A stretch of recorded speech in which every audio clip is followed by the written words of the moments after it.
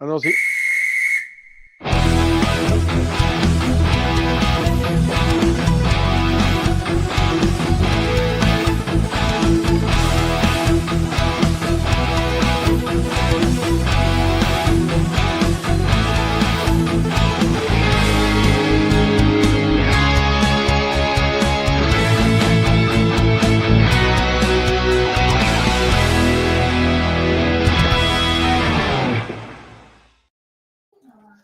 Hello. Everyone, and welcome back. We are aware kickoff has just happened one about 40 seconds. But Paul, you said you had the perfect intro. I did. In tribute, tonight's going to be a crazy train, isn't it? All aboard! Perfection. That's how it had to be done for this evening. For those of you unaware, we had the really heartbreaking news 20 minutes ago, half an hour ago, that Ozzy Osbourne, absolute legend of the music world, has sadly passed away. And all of us were kind of a bit like, oh, we're meant to be nervous for the game. And obviously that's kind of rocked us a little bit as well, hasn't it? So yeah, what a fitting tribute, Paul. Had to be Crazy Train. And player of the match is Iron Woman. No question. And yeah, if everyone in the chat as well, we are going to get as many Aussie Black Sabbath puns, one-liners, song lyrics into the chat tonight. So do get involved. For context here, you should all know this by now. I'm actually annoyed because I didn't get time to get my black nail polish on. I might do that at half time. I'll disappear and do it up. Especially if England are doing badly, we'll put the black polish on and we'll get the Prince of Darkness back on our side. Given his last gig was at Villa Park. I mean, what a way to say goodbye. But yeah, is anyone else paranoid? I'm really sorry. I can't. Should we talk about football and just Let's get the rest talk a bit about some football, shall we? So yes, we are nearly 2.5 minutes in. England versus Italy, the current holders, versus a very strong and passionate Italian side, who this is the furthest they've gotten in the last 30 years. So they're not going to go out without a fight. We've said from the beginning, especially me, that Italy could be the dark horses of this competition. So England should not take them lightly at all. Team news coming into this. For England, we only had the one substitution. Jess Carter isn't starting, but is on the bench. And Esme Morgan has come into the starting lineup. And for Italy, we've only had the one change as well. Bear with me. Sorry, basically Nancy is trying to walk across the screen, which, you know, black cats. She wants to be involved. She wants to be involved. Black cats, black eyeliner, we're doing it properly. Lenzini has come in for Severini, I believe, on the Italian side. Did we say ever Severini was starting? Sorry, it's all been a bit. No, other way around. So Severini's not. Lenzini is. Lenzini. Another Eni. Another Eni is in her place. But yeah, certainly not going to be easy. And of course, Leah Williamson has risen, much like Katie McCabe did in the WSL. It was a Champions League where she was forced off in a boot, and then she was fine a couple of days later. And there she is. See. Just Nancy keeps coming back. The trouble with her is she keeps batting my hands because she loves to. So if I go, it's because Nancy is batting at my hands. It's all right. Torvi's trying to grab the laptop. So if I suddenly disappear, you know why. England in the away kit, and so are Italy as well. How do you feel about both teams being in their away kits? Well, you know, marketing. They've got to play in their kits at least once during this tournament, and England haven't played in their away kit yet. So, you know. Well, there we go. Yeah. Nike probably got on the phone, didn't they? Let's be honest. Yeah. So, we need to sell some more units. You know, since sports TV companies and, you know, capitalism is the master of reality now. We've gone a bit deep a bit early, haven't we? Right. Apologies, everyone. Chaos. Well, I don't know. I don't know. That was a Sabbath album. That's the only reason I was putting it in there. Honest. See, I only know the popular ones, and only a few of them. So you're just gonna have to like. I'll do just a flag jig them. I'll just go every time I get a Sabbath. And try and keep the camera still. So for everyone just joining us now, Paul's, there is a reason he's going to be doing a thumbs up to let me know when he's made a Black Sabbath. When I'm putting Sabbath in there. I do enjoy, by the way, that Sean says instead of Team Chaos tonight, we're just Team Aussie. Yes. Yep. And then everyone in the chat must reply with oi, oi, oi as well. But good evening to Simon, evening to Graham. Ben's got the fancy YouTube member badge now. Evening to Emma, Ryan, everyone joining us. Thank you so much. I'm sure I said Sean, but if I didn't say Sean, good evening, Sean. Wearing my LJ away shirt? Yes, Simon. Of course we care. Of course we care about it. We're just pointing out that England may not be wearing the away shirt out of choice of deciding that they want to wear. I mean, I suppose if they wore it for the final, then we could at least say they were following the men in '66. But we don't need to do that anymore, do we? Lime green thing. Well, because they've actually won stuff. No, that is a very, very good point. I do have to say that away kit is growing on us. The more I see it, at first I wasn't sure, but no, I think I might be a fan. So yeah, just confirmation. Then we were talking about it beforehand. Alex Greenwood is still out on the left, and Esme has come in more a central role, which we kind of expected, didn't we, for that to happen. And of course, we need to hope that Hannah Hampton is on the same amount of form that she was against Sweden. Yes. Every time Italy puts a shot in, she gets a bit of finger. That is a Sabbath song. That actually is a Sabbath song, you see. Did you see the look? I was like, I'm looking for the thumbs up. Yeah, you were like, that better be a thumbs up. Like, it's not even, it's only 7 minutes past it. But no, that is a reference. If that hadn't been a Sabbath song, then you would have cut me off. It would have been an Electric Funeral. Paranoid, 1970. There we go. Hey, very good. Very good indeed. And apparently, Kerry's just got one. We're not doing substitutions tonight. We don't mention substitutions. We mention changes. Changes. Very good. Very good indeed. Yeah, so it's going to be an interesting one, this, because Italy aren't going to make it easy, like I mentioned. England, however, will be hoping and knowing that this is technically the easier side of the draw. So it should. This could be interesting because Lucy Bronze has just gone through Barbara Bonanseya, and I reckon that'll be a VAR red card check because the referee has come flying over.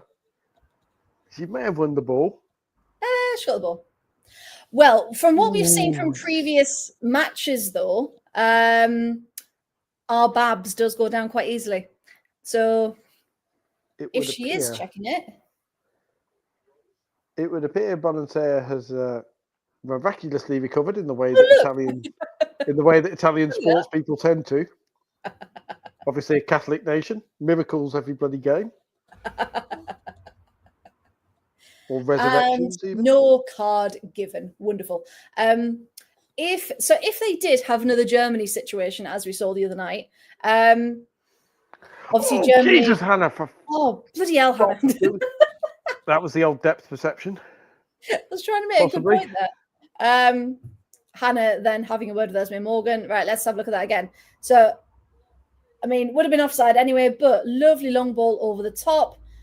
Hannah, for some reason, doesn't pick it up straight away, lets it run. I think maybe she had a bit more time than she actually did. I think we'll give her the benefit of the doubt and say that skipped off the turf because I think she was expecting it to hold up and sit up a bit. And then when that last little bounce.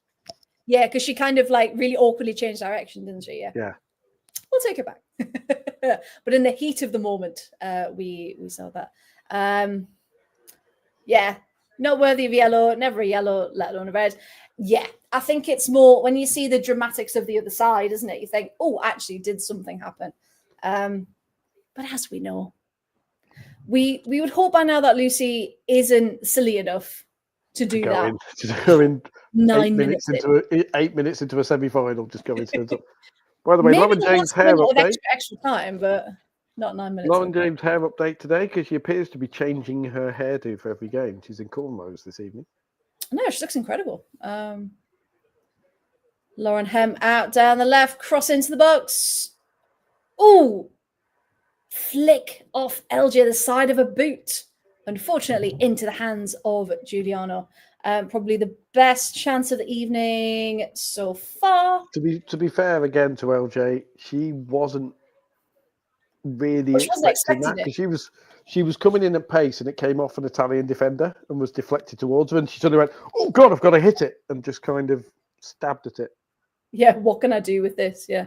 And yes, I know we sound like we're making excuses for England too much, but you know, as someone who's normally has been accused of being too far the other way, I'm trying to be as never spiritual as possible. Spiritual as possible. Oh, and the ball is at the feet of Girelli. No one ever wants that. Out to the right, cross into the box, and luckily into the hands of Hannah Hampton. Good. Right, ones each. Fair again. We've settled down again. Hannah's back. Settle in, everyone. We're good. We're good. We can all breathe. It's going to be a hard road this evening, though. It's going to be awful. I mean, our group chat all day, everyone's been really nervous, haven't they? Coming into this. I think you're going to go through heaven and hell this evening. How many is that? Have I hit 10 yet? Yeah, I knew that one. We're. I love how Laura Giuliani is just. Laura Giuliani has a very quiet authority about her. You have some goalies who are always yelling, and she's like just very quietly, "No, go there, vai." Andiamo, like kind of, come on, get on with it. Whereas she isn't a shouty goalie, which is always a good thing amongst goalies. We do love a shouty goalie, though. We love a shouty goalie if they're good. If a shouty goalie is crap and always blaming the defense. Brosnan. That's what we need. A Courtney Brosnan type of goalie, yes. Yeah. And Andre Onana, perhaps, not so much. I was going to show off the baby's England kit. She's a bit sleepy. You don't want to just hold her up Lion King style, like. I think she might get annoyed at me. Yeah, the eyes are dropping. But yeah, she got a little England top and a little England shorts on. She's slipping away to sleep. She is. There we go. I love the fact that I'm digging into like the obscure albums. There we go. You keep talking. Because that one was off Mob Rules, of course, and it will be Mob Rules this evening if Italy score first as well, because it'll all get a bit chaotic. And Italy have turned up to play, and it's really, really worrying the way that they are finding their way in behind England, even if the final ball isn't brilliant. Because the miraculously recovered Barbara Bonacea just found space once again behind the fullbacks.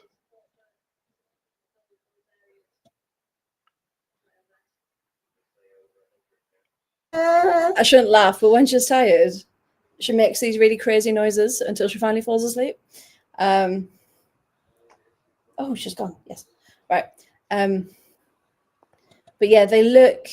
Camilla said something really good because I was texting her earlier.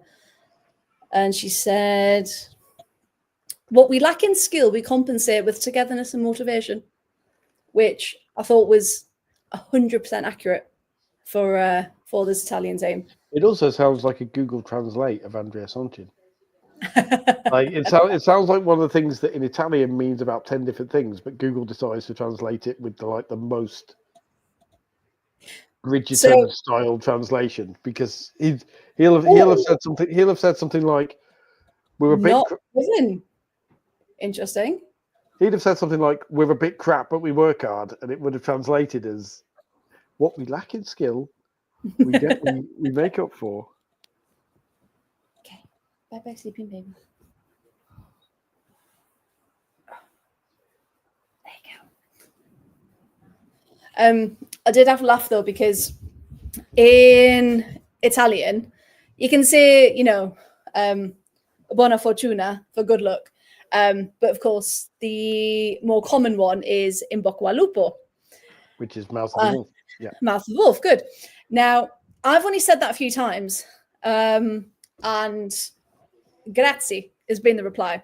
Camilla did the proper one tonight, which is crepi. Now, me going, I don't know what that means, straight to Google Translate. And of course it means die. And I was like, well, do I still have a friend here? But yes, it's just the saying. I'm assuming it's the equivalent of break a leg. Yes. Yeah. So it's all about, so you would wish people luck to not end up in the wolf's mouth. Yeah. So yeah, to break a leg. So crepi refers to the wolf dying, not you. Yeah. So that's a fun little fact. So if you say in bocca al lupo to someone and they say crepi, it doesn't mean they're not telling you to die. No, but when you first see it, there is a little bit of a shock. So there we go. See, linguistics lessons, Sean. That's why you tune in. And also really, really nerdy linguistics lessons. It is slang Italian. Because normal Italian for die is Maria. Yes, so, it is. Or Marive. So crepi is like the French creve, which means the same thing, and can also be used to say knackered, because it means literally shattered. So there we are. Oh, I love that. I know you think you know a language. No. Think again. And exactly what Graham says, you don't only learn about football here. It's a free language course. Duolingo, but with football. And if Italy score, we can yell "Porca miseria." So there you go. Porca, you're what now? Oh, Christ. I've just written, yeah.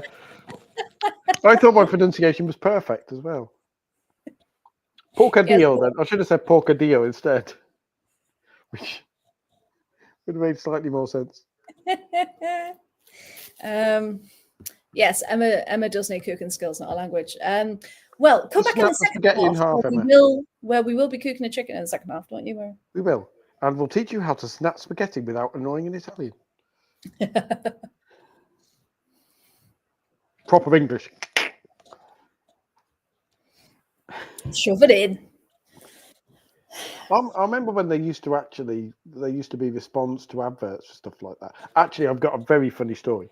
Well, it's not a very funny story, but it's quite funny. So, in the 2006 Men's World Cup, I was over in Germany, and I was over there for that. Of course, Germany played Italy in the semi-final, but in the quarter-final, Thorsten Frings of Germany, who was a fairly crucial midfielder at the time,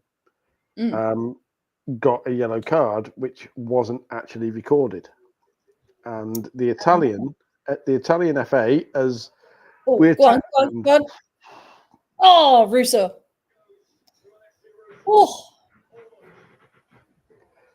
that was close. I was going to say that. Anyway. Yeah, so comes into the box over the head of Toon, feet of Russo. She does very, very well to hold the defender off then and even get a shot off. I was going to say, because Linari was right on top of it. The work she does to get a shot off, because Linari is all over her. Yes. We know she's, what a defender she can be in this tournament. And so, yeah, fair play to Russo for actually being able to get that shot off. So anyway, that story. Yes. Basically, in the quarterfinal, there was a situation where Thorsten Frings, who was the equivalent of like Georgia Stanway for the 2006 Germany team, so a fairly key player, either got a yellow card or did something which meant he would have been suspended for the semi-final, but he wasn't initially going to be until the Italian FA pointed it out to FIFA, who then turned around and went, oh, okay. The day before the game went, okay, we've reviewed our disciplinary situation and we found out Torsten Frings should be suspended, which was seen as slightly underhanded tactics, of course, by the Germans. Of course. So a chain email very, very quickly went round that basically told Germans everywhere to order pizza on the night of the semi-final so no Italians could watch it because they were too busy at restaurants in Germany, swamped with orders. Brilliant. Oh, that's fantastic. So it was Dienstag is pizza. I remember being over there and just getting an email in the German email that I sent. It was just Dienstag is pizza tag. I was like, what's that? It's like Tuesday's pizza day. And then I'm like, we're going to make sure Italians can't watch it. And I'm like, fair enough. As if. Yes, because every single Italian ever works in a pizza shop. I mean, casual. It's either that or the mafia in it. Well, according to stereotypes, yes. Or they drive race cars, badly. I do apologise. I'm just putting up the YouTube link on our Instagram. These are all said. Just explain if Camilla is watching. These are all said with love. We're not actually being xenophobic against Italians. Of course because if not. we were, that's all I need to say for that one. Preppy. Preppy. I mean, I saw the amount of jokes I saw in rants on French Twitter, which was along the lines of Germans like to attack down the Reich. It was like, oh God, really? We're still doing this? Really? Oh, but that's clever. I like that. I do. I really like it. Here you go. Lauren James trying to work some magic. So when you give directions in Germany, how do you get to Poland? First left and third Reich. Anyway, that's one enough of the buffs out there. That's enough. That's for all the people watching who may vote Reform. We're just trying to appeal to that section of the audience. I was going to say, if we've got any of that party on here, we're doing something wrong. Hey, politics, languages, history, and a bit of football. Perfect. Occasionally. Of course, one of the most long-lasting contributions of Italy to the world, and indeed to English football culture, is the Garibaldi biscuit, which is closely linked with Nottingham Forest. Because they were formed around about the same time as the famous Italian revolutionary Garibaldi was doing his thing and establishing the Italian Republic. So somehow they formed at the same time as the biscuit, and therefore so somehow they are inextricably linked together. Oh, Alex Greenwood coming to take the corner. Because it is, believe it or not, a direct tribute. Nottingham Forest is a direct tribute to Giuseppe Garibaldi and the colour that his revolutionaries wore. So there you go. Swings in. Oh, Garibaldi red. Just. And can Italy counter? Oliviero, the pace on her is insane. She Lazio player. Shout out Lazio. Doing very good things. Amazingly, there is a Nottingham Forest fan group called Forza Garibaldi. Oh, I love that. Oh, that was dropping. Oh, that had gone in. I think Hampton had that covered. We'll give her the benefit of the doubt. She was watching that all the way over.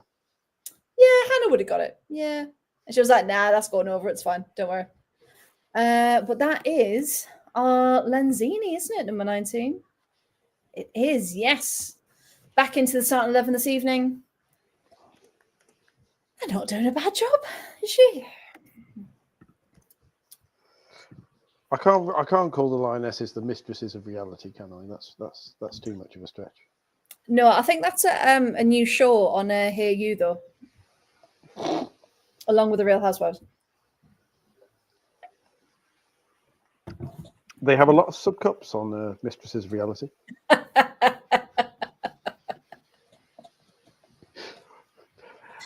Oh, little bit blue, that one. Blue. That's for the Blue dads. for the dads. Blue for the dads. You know. Cover your kids' ears, everybody. It's all harmless fun.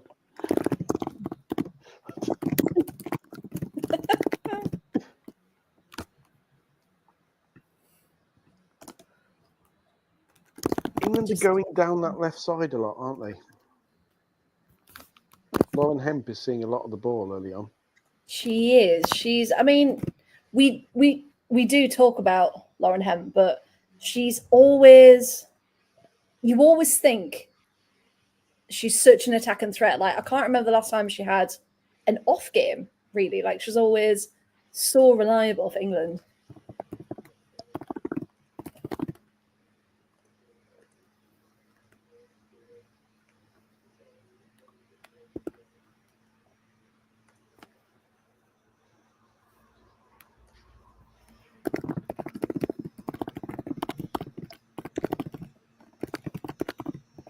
Just doing a tweet. Forgive me typing. It's all right. I'm doing one as well.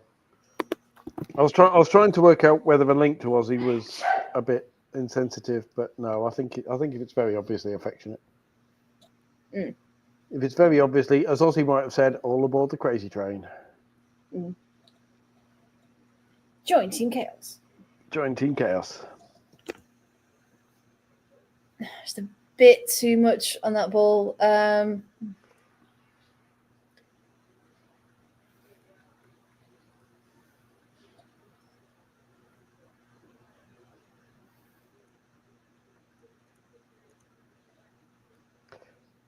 I might get cocky as well and saying a few thousand of our friends.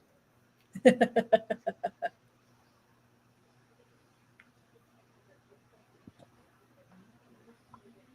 we go. Finally got it shared.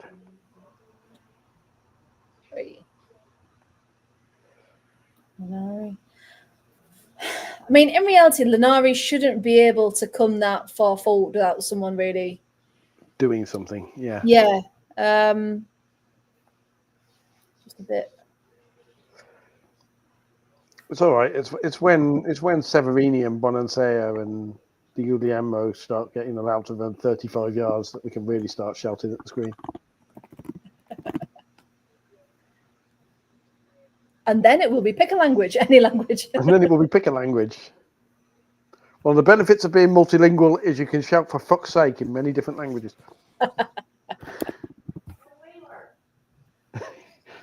And speaking of which, I'm going to mute just for a second because I'm being shouted. And Esme Morgan heads the ball down. Hannah Hampton tells it to keep it. I'm just because noise is off. Kerry shouting to check that nobody has scored because she's in the other room. So not yet. Don't worry. And as we know, whenever Kerry disappears into the other room, something happens. But that appears not to have happened yet. Oh, stop back passing. No. Thank you. You sound like you're telling off Storm. Stop back passing. No. Dawn, I was at I was at a game. It might have been at St James's Park when the Lionesses played there, and something had happened, and I made the noise that I make to tell Storm off. George and went, "They're people," and I was like, "Oh god!" But you know when something just instinctively comes out your mouth. So yeah, I do apologise for. We're back to Mistresses of Reality again. No, bad defence, bad centre backs. We've told you in the last game, pack it in. Are you going to be good for us? Don't do that. or it's naughty step at half time. No. There's people in the chat. There's people in the chat now seeing us in quite a different way after that. Like, Welcome to the Absolute Football Podcast. welcome to the Absolute Football Podcast. And we've had lots of Italian shouting. Still, That's just the subtitles, isn't it? Just Italian shouting, frantic Italian noises. frantic Italian noises, waving of hands. Like, It's just the fact all four of them did the same thing of, what? It's like, well, the ref clearly isn't taking it. Oh, and that was a lovely ball into the box. I just this is how fried my brain is currently. I just had a moment then because I saw Italian arms go up for that appeal then for the handball and thought for a second, oh shit, penalty, and then realised that England were attacking. So it was the defence. Wrong way. Girelli is not happy. She's still having Cristiano Girelli has the most amazing. Not happy. That's the most amazing surprise face. Just the utter shock then. Like, how do you tell when Italians are getting electrocuted? Because they go like this all the time. So, like, it's like, look for the Pikachu glow around them and see what. Is she asking for directions or has she just stepped on a live wire? Like,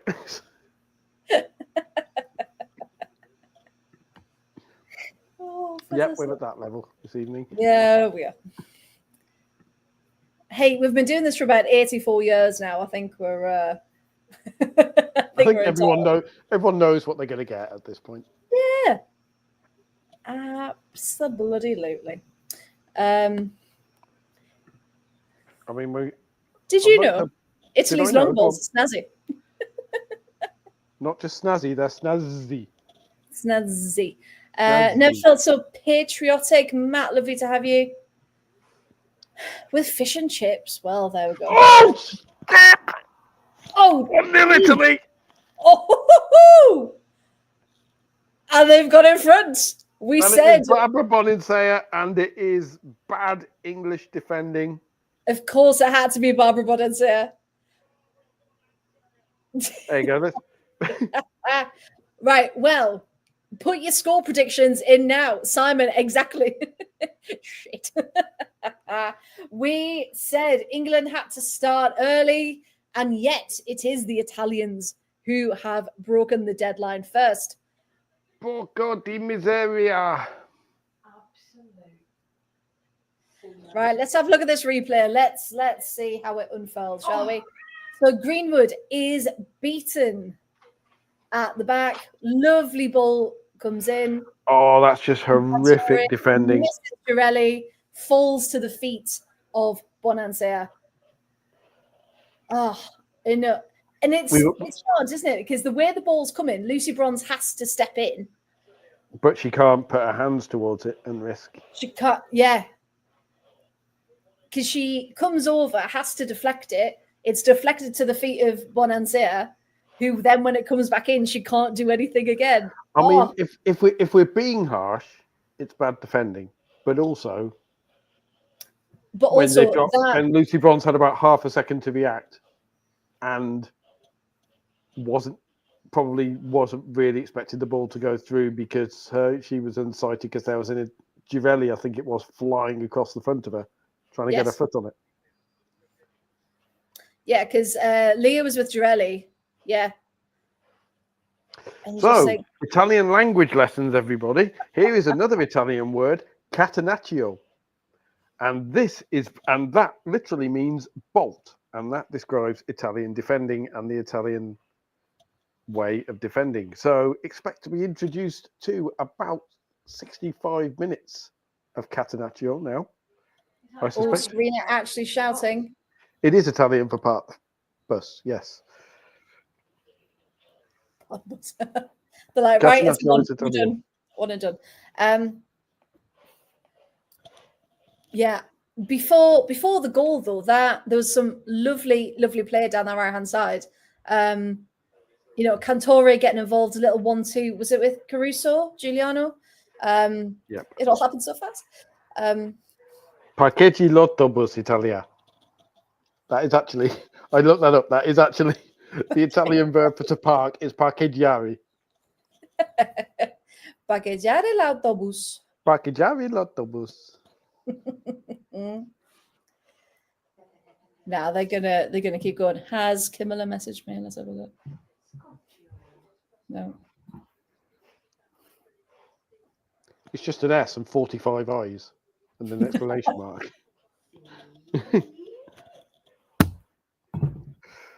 Well, Emma, I have the same problem.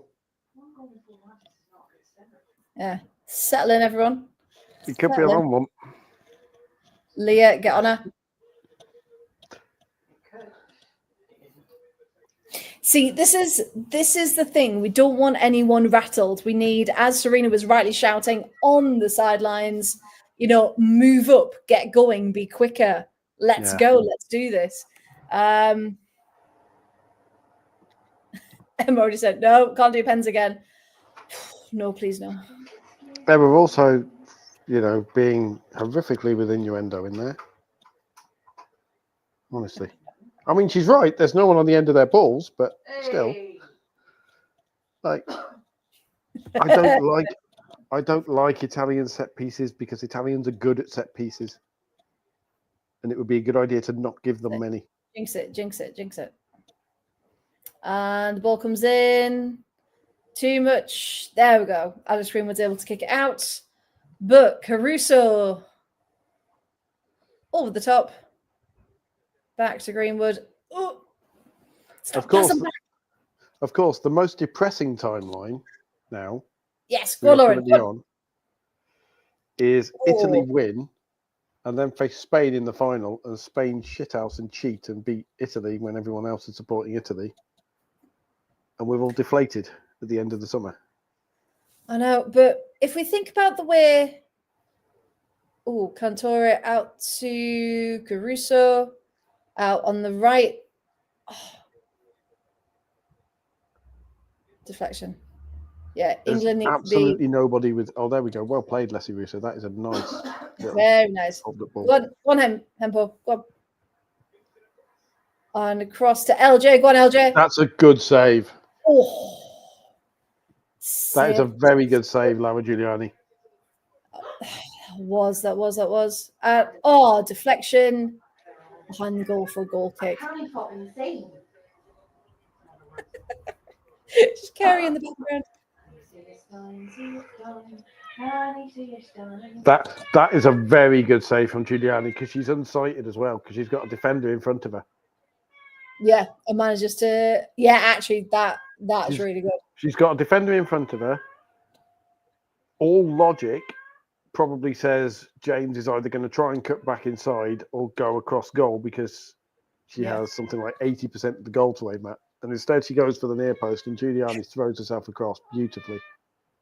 It's a bit frustrating, but it's there for England. It's not as if we're not having like any luck and any chances.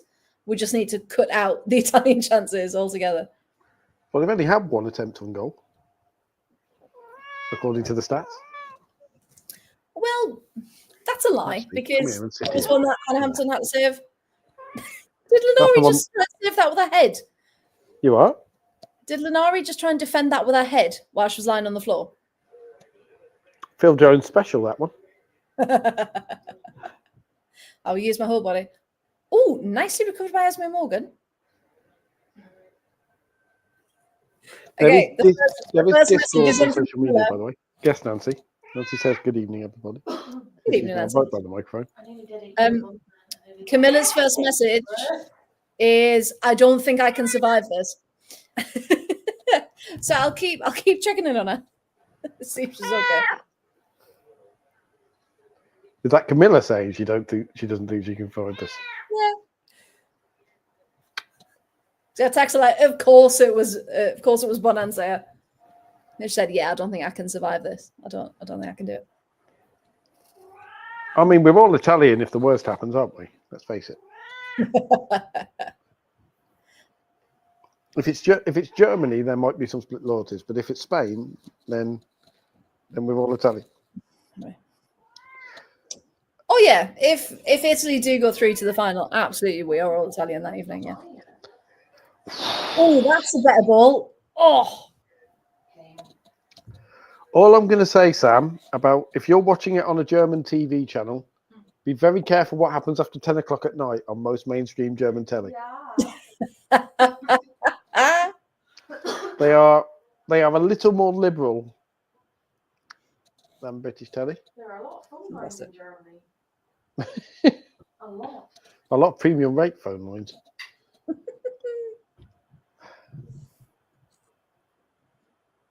They're also German TV is also surprisingly relaxed when it comes to uniform. There was a follow-up joke there, but I wasn't going to make it. everyone fill in the blanks for yourselves. Oh, Sam, how are you getting German TV when you're in Greece? Well, there's these things called satellites, Freya, and they circle the Earth. Nah, And some of them, nah. not all of them show porn and bad football. Some of them actually. You do if they show German channels. What? There's other TV channels? No. Never. Yeah. I mean, porn and bad football in England is also known as Channel 5, but you know, or at least it was. McDonald goes cruising on Channel 5. Oh, that was a lovely cross, Lucy Bronze. Just a bit too high over the goal. At least it was. Now Channel 5. I saw a lovely joke in Channel 5. Is basically there's a random show generator where it's pick a profession, pick a provincial town, pick something horrible that they have to cover up. Like, I don't know, a primary school teacher in Utoxeter suddenly is drawn into the world of international drugs when she finds out that her partner was a smuggler and has to shoot 47 people or something. I think I've seen that. Yeah. Or we moved on from porn. We moved on from porn. There you go. out of context, Team Chaos. We've moved on from porn. We've moved on. Yeah. See, Alada understand that though, because they're all official languages of Switzerland and they're all spoken. And if you're able to get actual French channels as well, it's because France is quite close, particularly if you're in Bar and 70% German channel. See, it gets even more interesting now. You sure that's not ZDF? Because that would probably be Süddeutscher Rundfunk, which is a very, very good channel. One of the best commentators. German football commentary is actually amazing. One of the ways that I learned German, because when I was learning German at secondary school, was Italy attack. Oh, I hate perspective then. When that header went up, when that header went up in the air then from that cross, I thought that was looping into the top corner from perspective. Oh, that's not a free kick. She fell over. Yeah, because that cross comes in, you think, oh, what's going to happen to it? LJ, though, I don't think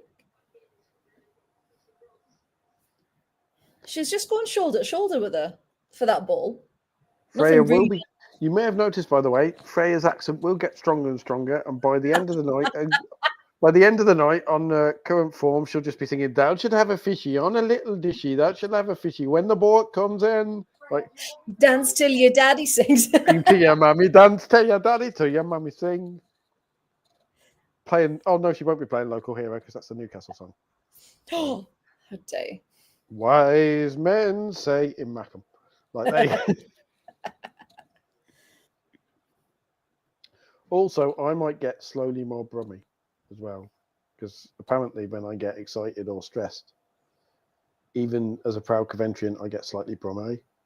So, the brummy. If I start telling people to get lost, bab, then. I remember the first time I met someone who was really Black Country, and I was like, "Sorry, what?" Oh, they talk like they've been hit on the head by a lightning bolt. Like, honestly. Or possibly, you know, they've been hit. gone to a hurricane, just been hit on the head by an oil rig. But they were like, yow. That's Oh, not I'm them in you, pa- Bob. Sorry. that's not them in pain. That's just them saying you. Like, Oh, how that am could be yow, visual. Bab?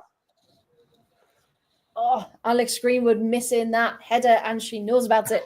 Well, Sean- she didn't miss it; it looped over her head. Sean, Kerry is my partner. I'll just explain that. There's a bit of confusion in the chat because Kerry's just asked you in the chat if she wants you to buy, and Sean's like, it's just my devastating good looks and humour, Sean. You know that's what happens in the chat. Like, you should see the fan mail. I was going to say, Kerry, we're good at the minute, but give us 15 minutes and we'll see. I'll give you a shout. Freya says she'll give you a shout. So there we go. Although technically, I have to pass things through. And of course, Jane, yes, we are all horrified by what's going on at Morecambe. Yes. We need to plug that. Make sure you watch on the lower league show, because I'm sure Sam has placed a clip of that of their discussion on what's currently going on at Morecambe. Yeah. It's horrendous, absolutely horrendous. Speaking of horrendous, it's half time and England are 1-0 down. We've somehow got to half time. How has that happened? I have no idea. I swear Germany-France went on for about 3 hours, and that was just the first half. And yet we're already a half down, and I feel like they've only been playing 10 minutes. Whew. They're just playing at Italian techno speed. Like... That's what they need to have on at half time to be like, right, come on, let's go. So yeah, in the chat, get your thoughts down about that first half. Underwhelming, really underwhelming. Just not. We're letting Italy frustrate us, and we're letting Italy have space and time. And we all said England need to come out fighting. They need to come out on the front foot and attack and get an early goal in. And they've done none of that. So, Paul, for you, what do they need to do in this second half, particularly, apart from score? Be less predictable, because a lot of the play is going down the left side towards Lauren Hemp at the moment. And Italy look like they're almost doubling up on her and going, well, we know it's coming down our right-hand side. So you can see them kind of drifting over.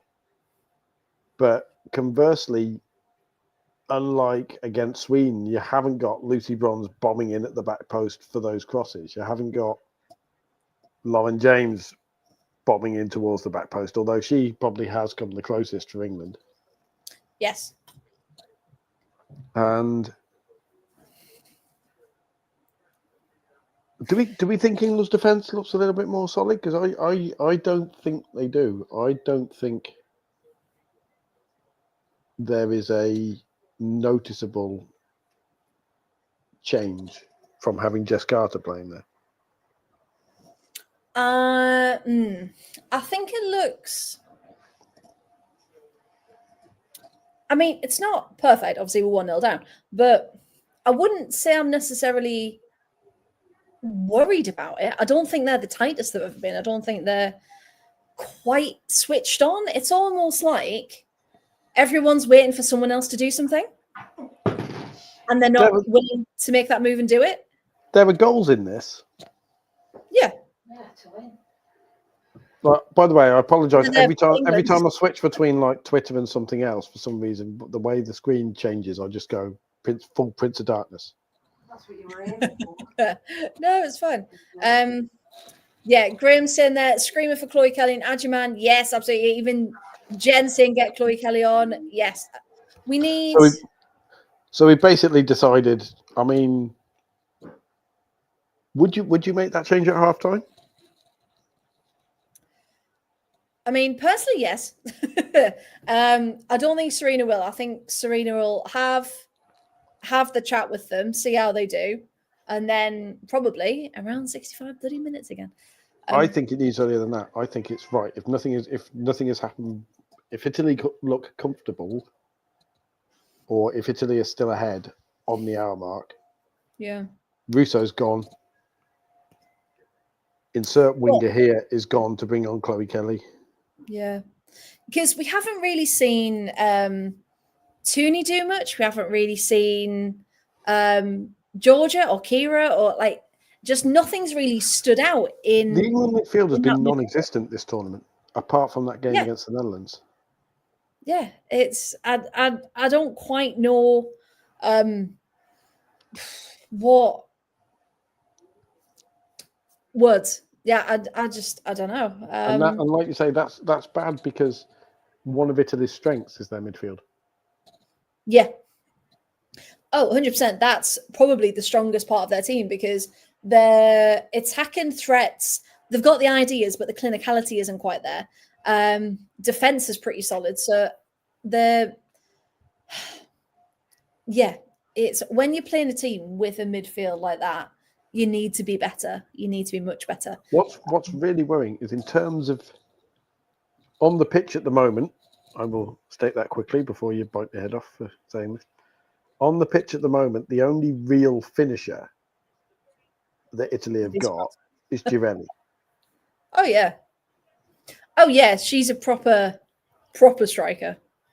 Like Italy do probably have options on the bench, obviously, striking wise. Yeah, they do. But, yes. But like Sofia Cantore, Barbara Bonansea, Russo. they're all creative players rather than goal scoring midfielders, and Girelli is very much the spearhead. Yeah, on the end of it. Yeah, because all of those players do score goals, but you're right, they set them up and they're that creative outlet. And at the minute, England don't have that creative outlet. Because again, with Lucy Bronze's header and her effort coming the closest, again, why are we relying on someone who's meant to be a right back? I'll take Galatune off. Like literally. Yeah. See ya. Yeah, you got 2 goals and 2 assists, but most of those were in games that England were running rampant in anyway. You didn't show up against Sweden. You didn't show up against France. You haven't shown up against Italy. And this is where you start looking at. Oh, that's gorgeous control, by the way, by Bonansea on the replay. Annoyingly, yes. That's the way she takes that and sets it up for herself. Yeah. If she gets that even slightly wrong, the chance is gone. Yeah. Yeah, looking back at it, absolutely. Yeah, we've got. Let's have a look. Graham's maybe saying maybe Stanway off, move LJ a bit more central, and get Chloe Kelly on as well. Well, the midfield's currently non-existent, so I don't know if that would do much. And again, this is why there's an argument which I know Matt will certainly like, and possibly some other people like. One of the issues that Russo has had this tournament is not of her own making, and that she is, as we've said, she's a link striker. Yeah, she brings other players into play. We're always told that her main value is bringing other players into play. Yeah. If none of the midfield are coming up behind her, if she's got nobody to feed, she is perhaps not the type of player that England need. This is where someone like stick Aggie Beaver-Jones on the end of those crosses. Well, that's the thing. How many times have we said, get Aggie Beaver-Jones on, get Michelle Adjman on, like actually play them up front in the way that they should be played? And, give England that person up front, that figure up front to go, right, we're aiming. Because at the minute, Russo's doing incredible work off the ball. But like you said, she's got no one with her unless Tooney runs forward. Unless there's just so many ifs and buts about how they're playing at the minute. And people will talk about people will give it about her and all this stuff. But again, Russo's 3 assists in 1 game. She's done nothing since. And at this point, it's you want someone who you look at and go, right, okay, we stick the ball in the box and she will move heaven and earth to get on the end of it. And Aggie Beaver-Jones will do that. Michelle Adjman gives the impression she will do that. Yeah. Although perhaps that's not necessarily her role. I do think, like what Josh has said there. Need to Yeah. create creos for their defence. I think if you bring them both on, if you stick Aggie Beaver-Jones as the pure penalty box striker, and then Adjumang as the chaos, as the disruptor, as the absolute they're unknown as well. Like free radical, as it were. yeah. Because like I said, we're too predictable. Get the younguns on. Like get some new blood in there. Because they'll be so up for it. And at the minute, we're not looking like this is knockout football, are we? No. This is like back to the Arnold Clark Cup. It's almost like England are in a state of sabotage and don't start too late. Hey, there. Because they're falling off the edge of the world 3 in a row. Like, very good. Yeah, I expected more. This is a conversation we've had too much this tournament as well, isn't it? About England, isn't it? Yeah. Although they did bring it back against Sweden after a pretty poor first half. But again, they sacked off half the midfield to do that. Matthew Broomfield, wash out your mouth. Oh, we don't want to go back there. I was going to say, Danny. Danny, are you here? Yeah, that. If I hadn't already met Matthew, I'd be asking if it was Danny's alt account.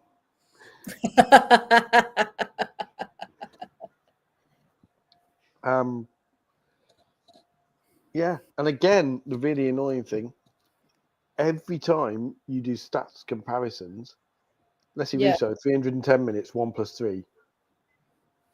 Aggie Beaver-Jones, 1 + 1 in 40 minutes of tournament football. Just shows you, doesn't it? Michelle Adjumang has played round about the same amount. And that was only because of extra time against Sweden. If she'd happened to score the winner, it would have been 6 minutes. Yeah. That's what I was going to say. Yeah, I agree with Dan here. Hard to sum that half up. James looks tired. Russo looks lost. Changes need. Never say never. Otherwise, like hard to sum that half up and then sums it up in 10 words. Like, sum it up in 10 words. Hard to sum that half up. 7 words later. Yeah, there we go. That's the major problem. But no, you're right. I mean, how many times have we all said, Serena never changes our lineup, Serena never does our subs at the right time, but then does go on to pull something out of the bag. Like you say, we have all this stuff where on the one hand, it's like, we have starters and finishers and everybody knows their role. And is that true or is that PR bollocks at this point? Because watching it, does it feel like that? Don't tell me that, they might, because obviously she's a professional and whatever else, and they're all professionals and most of them are capable of doing it. Some of them aren't, but most of them are. And you have Beth Mead saying, if Beth Mead's told, right, Beth, you come on for 20 minutes and you are the finisher, publicly she'll turn around and go, yeah, okay, that's my role, fair enough. Yeah. But if you're looking at home, if you're sat on the bench as Beth Mead at the moment, you wouldn't be human if you're not sat there going, get me on, give me a run. Get me on, let me do something, yeah. I can see the gaps in there. Get me on, let me run in behind and I'll do them, because obviously because Beth Mead has tremendous self-confidence as elite footballers need to have. Yeah. And she wouldn't be human if she wasn't sat there. If Beth Mead isn't sat there, if Jess Park isn't sat there watching Ella Toon going, how the hell is she in the team ahead of me? No, I agree. Because I think it's more frustrating when you can't do anything to change it. And, if you're on that pitch, you've got the opportunity to show why you're on it, haven't you? But so far, no one's really stood out as really going for it.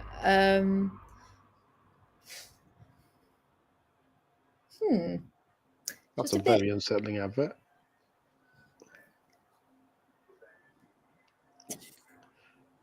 Is that the one with the cat? The one with the cat. Nancy has given me exactly that look when I've taken her spot on the sofa. So why are you taking the cat away and then putting it back? Like why? Right, I'm just gonna flick a lamp on. Be right back. Well, Beth Mead, here we go. Issues. For whom is the obvious question, though? For who, Jeff? For who? There's a substitution, Jeff, but for whom? No one It knows. is Beth Mead for Lauren James. And Lauren James does have ice on her ankle, so She did pull up a bit, didn't she? Right.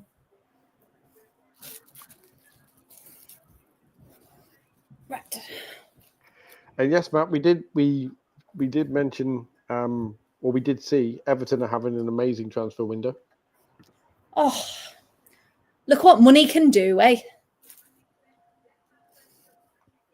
But yeah, was it 8 signings now? Well, 7 signings, 1 loan. Yes. But I mean, that's incredible. A half-time sub? What is this sorcery?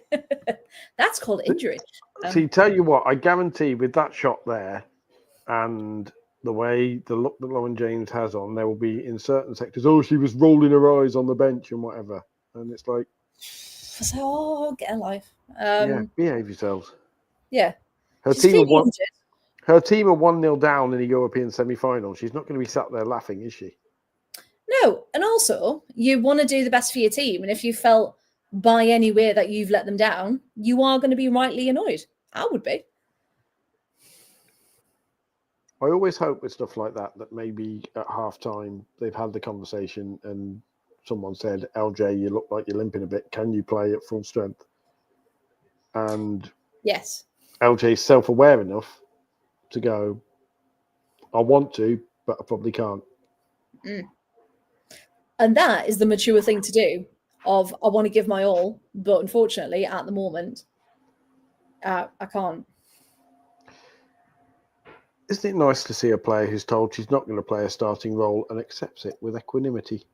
Oh, here we go. Don't know what you're talking about. Ball to him, passing much quicker. Go on. I mean, to be fair, it has been, 4.5 games? To get it at some point. That's true. What can Hempo do against Liviero? Oh, that's a nice cross in. Is anyone there? Oh, Beth Mead. Of course she is. But Beth Mead is going the wrong way as far as she's concerned. And she has to come back away out of goal. I worry we could see a red card for Beth Mead this evening if the game continues the way it is, because she's the type of player who will commit. And of course she will. She's a Sunderland. Against a team like Italy, who are fully versed in the dark arts. They are. And that's as much as I love some of the Italian players and the way they show up, the one thing is how easy they do go down and that they call for fouls. And as Beth Mead has given the ball away. Run this far. Why is no one on her? Because Beth Mead, ironically, was dispossessed deep in her own half. And again, that's the kind of thing where you look a few of them, and Mead being a player who does play on emotion, a few of them, and she might start flying into tackles a bit more. And well, if we've got nothing to lose, fly away, Beth. Fly away. But no, obviously being careful, of course, before anyone says anything. That is well held. Oh, well said. She had to hold that because that was an absolute. Yeah, because Santori and Caruso were right there. And that properly leapt up in front of her as well. Yeah. That was an absolute pig of a ball into the box. Yeah. If you're a defender.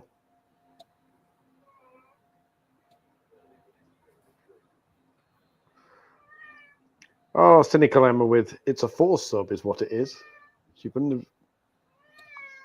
I mean, yes, but if it's a 4 sub and Beth Mead gets a hat trick now, then we'll take it.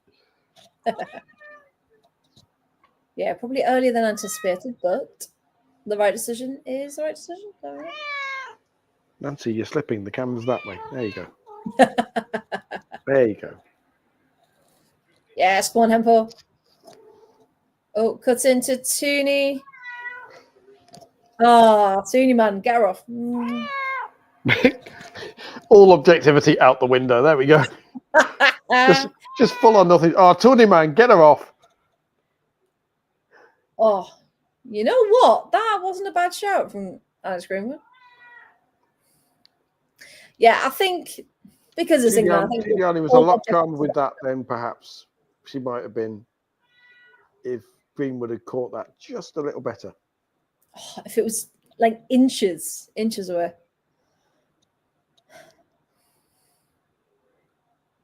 But this is where we have the problem with England because Ella Toon will not get criticised. She will. I've just done it. Well, you know what I mean. No, I know what you mean. It will be. I'm trying to think which lionesses might get criticised by most people. I mean, Williamson probably will, but she's not had that bad a game. Lucy Bronze gets A lot of crap all the time. Then obviously we know what LJ does.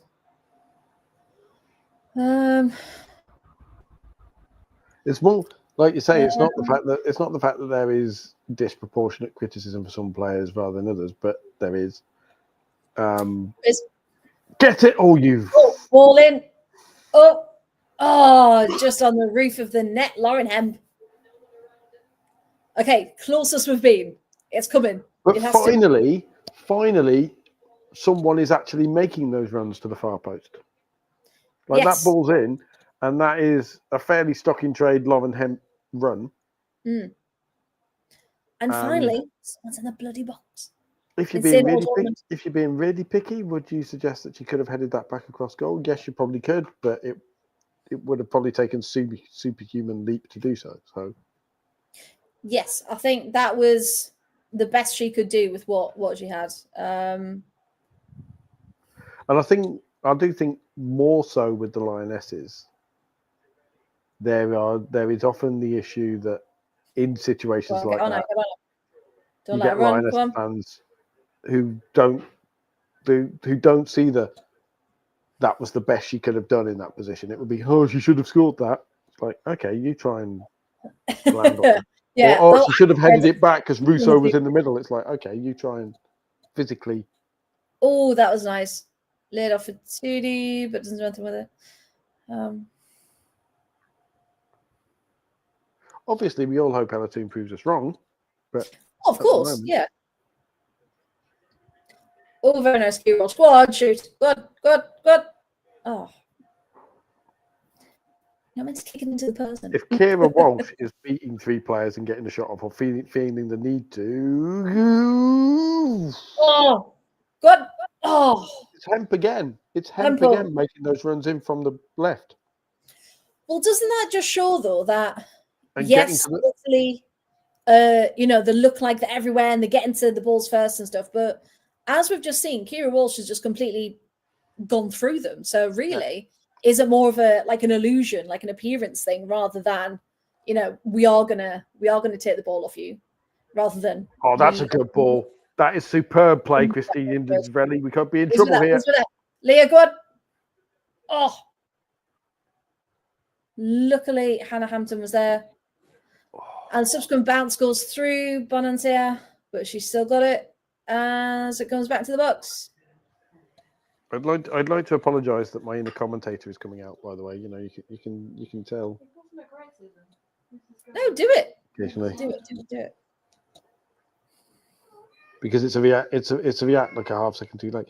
Most of my commentary has actually been off TV. So if you want, on the one hand, if you want alternative commentary, I'll probably have to sit a bit nearer the TV. But for 5 minutes. For 5 minutes, we'll do Paul and Freya, play by play and colour commentary. proper Which is commentary. pretty much what we're doing, I suppose. Just we don't have to we like commentate to on mix it every up, little don't thing. we? We'll have a bit of a chat. We'll do a bit of proper commentary. It could be our audition. Yeah, it could be our It's our audition. audition tape. Imagine Lionesses fan TV. Everyone else is like, "Oh, that's not bad." We just say, "Oh, fuck!"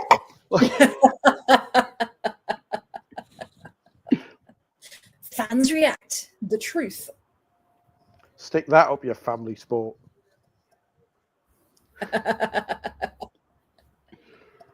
Proper English. That's the commentary. Proper English commentary. Lots of yelling. Put it in the bloody mixer. Put your bloody foot through it. Take her out. Come on. There's got to be a niche actually. Commentary, but Sunday League style. Just every time the opposition have a set piece. Away! Goes near the other end. Shoot! No, that's ice hockey.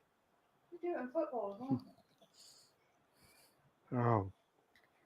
I love that Serena's gone between putting her jacket on, taking it off, putting her jacket on. Oh, if you didn't laugh, you'd cry. What can you do? Down the left. Can she find anyone?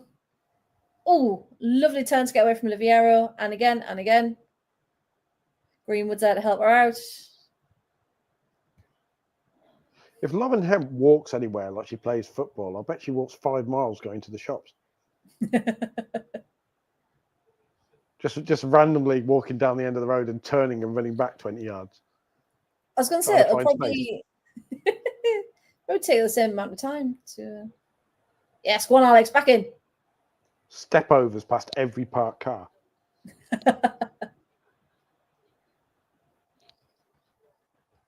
That's better. Right. Make them work for it. Go on. Don't get complacent. Go, Kira. Shoot. Oh, Simon, if you're comparing me to Jerry the King, I am. Don't tempt me. Don't tempt me. Honestly. Your new commentary partnership brought to you by the Absolute Football Podcast. I mean, technically, because Freya's the calmer one, and I'm the one who just randomly says stuff. I suppose that makes sense. I'm just waiting for a bad tackle in central midfield now, because you know what's coming. If there's a heavy tackle in central midfield, Simon, just remember you did this. You hear my reaction. Ye have sown, and so ye shall reap.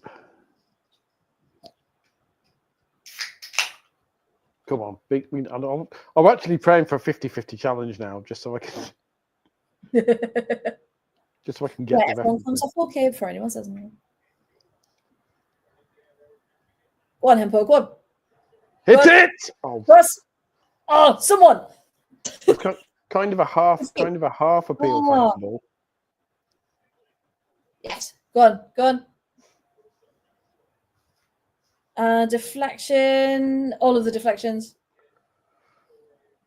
I am starting to think Elena Linari is going to need a chair shot to stop defending so well, because she's absolutely everywhere.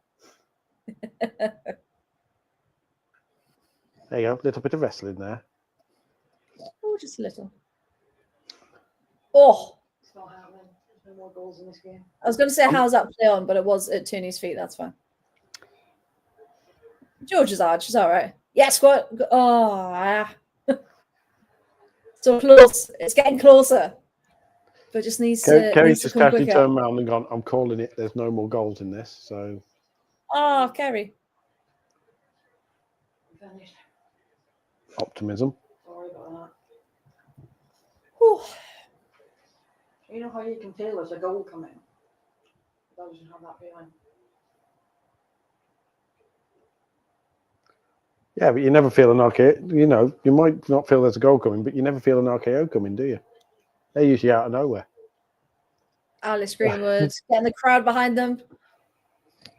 I'm just getting the wrestling references in. Oh, and straight into the hands Hens. The hens.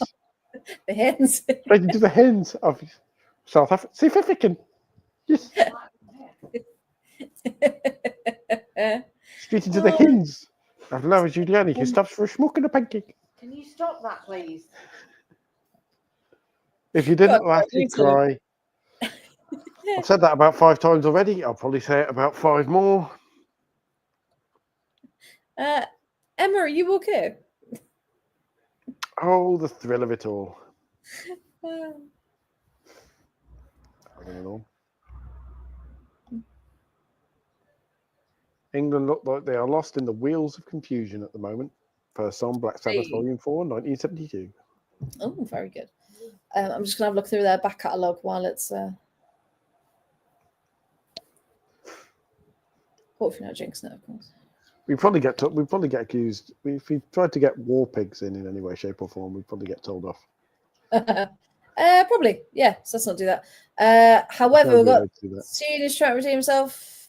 Yes, to Stanway, edge of the box. Picked up by Kira Walsh. We are now, by the way, on. Here we go. Did it! In. Oh, I thought that header was going in. That damn angle. Is the wrong angle. And shouting at the ref because it should be a corner. However, That's have... right on the Achilles tendon. That's a nasty one. That is. Oh, and as someone with a dodgy Achilles, I can tell you that really hurts.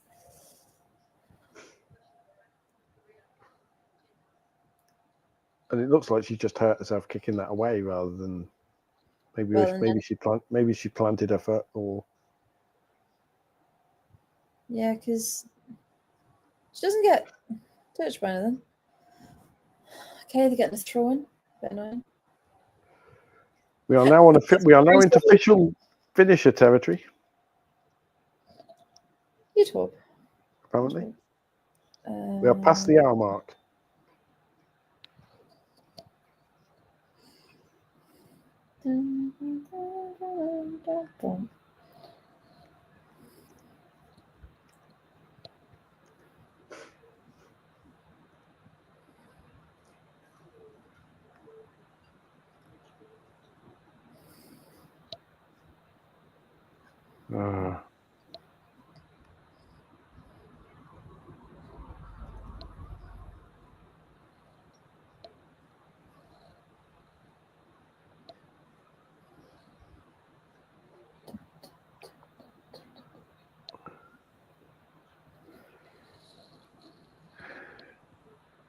It feels like Italian. We are already on La Portiere. Can't say that properly. Or L'ultima spiaggia. Spiaggia. Go on, Lucy. Go on. Which apparently. Oh, that was a lovely ball. Lovely, lovely. Because apparently, unfortunately, there's 3 people around Russo. And that's always the case because they know that she's always looking to feed it off to the non-existent midfield following her. Yeah. Go on, Georgia. Go. So she's surrounded by 3 Italians and she has no outlet pass because Ella Toon has decided that tonight she's going to have a night off or something. And so here we are. She needs help. There needs to be someone else up there with her. Because if we're just looking at it now, she's completely by herself. There's 2 Italian defenders hanging back already. So then when everyone else comes back, it's only. In case anyone wonders why I was randomly going to Last Beach, apparently that's the Italian way of saying Last Chance Saloon. It's either the Last Beach or the aircraft carrier. I was going to say it's the idiom in Italian. Yes. So I was thinking I was at beach. Nancy, why? Pirelli is down, clutching her hamstring. Oh, that's not good for Italy. Because it was a non-contact injury. Oh, it looks like Martina Piemonte is getting ready to come on. Freya, are you ready to become the most unpopular podcast host in England? Because you're going to be the only person celebrating a Martina Piemonte goal in England at this point. Who isn't native Italian. I just go change my shirt. Hang on. But in all seriousness, like, I'm gutted for Girelli if, you know, this is how her tournament ends. If it does, she's been so crucial. She looks like she's sore, but she isn't reacting in the "oh God, I'm crying because my will you get off me, you stupid furball." Nancy. But yeah, like, she's inconsolable. And it's just, no one would have wanted her tournament to end that way. So I hope she's inconsolable if this makes sense, just because she's out of a semi-final, rather than because if Italy goes through, that's her tournament out. It's a painful one, isn't it? Like, yeah, if anyone's ever even just like pinched the hamstring a little bit, like it's so sore because you can't walk. Like, it's such a painful one. So yeah, I really hope it's a combination of, I've had to be forced off, and I don't want this to be the end of the tournament. Because as we said, Girelli is one of the older players in the Italian squad. She's 35. So, you know, could this have been her last tournament? Probably not, the way she's playing. But you just was out of play. That could have been controversial if that particular strike had gone out. Go on, Alex. Oh, how did Giuliano save that? It didn't look like it came in contact with now we have the offside. Oh, there we go. Take your time. Yeah, that's way out. Yeah. But look where the lines woman is, though. She's nowhere near it. I'd hope VAR would rule that out. Yeah. No English person would argue with that if that had gone in. Again, if you want to look back to look not going the other way, and the football gods deciding to throw karma, that Welsh penalty, it's like, right, okay. Oh, God. See. Oh, Hannah. It's not so much there, Hannah Hampton coming out to play it, because she had to come out to play it. It's the fact that the nearest two players to Hannah Hampton were Italians. Like, why are her defence not worrying, isn't it? Why are her defence not giving her an option there? Oh, who's down there? Oh, Beth Meads. Oh no, Beth. Oh, I really hope that doesn't get reviewed, because you just trod on the back of her ankle there, Beth. Could it? I mean, it looked nasty, but I'm assuming it's not getting reviewed because there's been adjudged to be no intent. Yeah, you could see it was just the way they were kind of falling on top of each other, couldn't you? Still nasty, but no harm in it. The more I watch that Bonansea goal, that control to just have it sit up for her. Mm.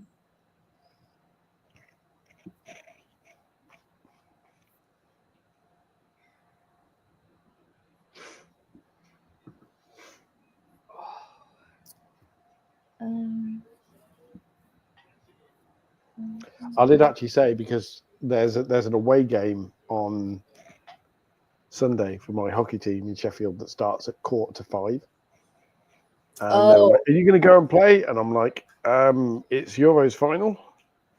And they're like, "Will you come and play if England don't make it?" And I'm like, and I'm trying to explain to them, well, probably not actually, because I could come and play hockey with Sheffield and you guys on a Sunday night, or I could continue building a wonderful thing that we've got going here with the community and everything.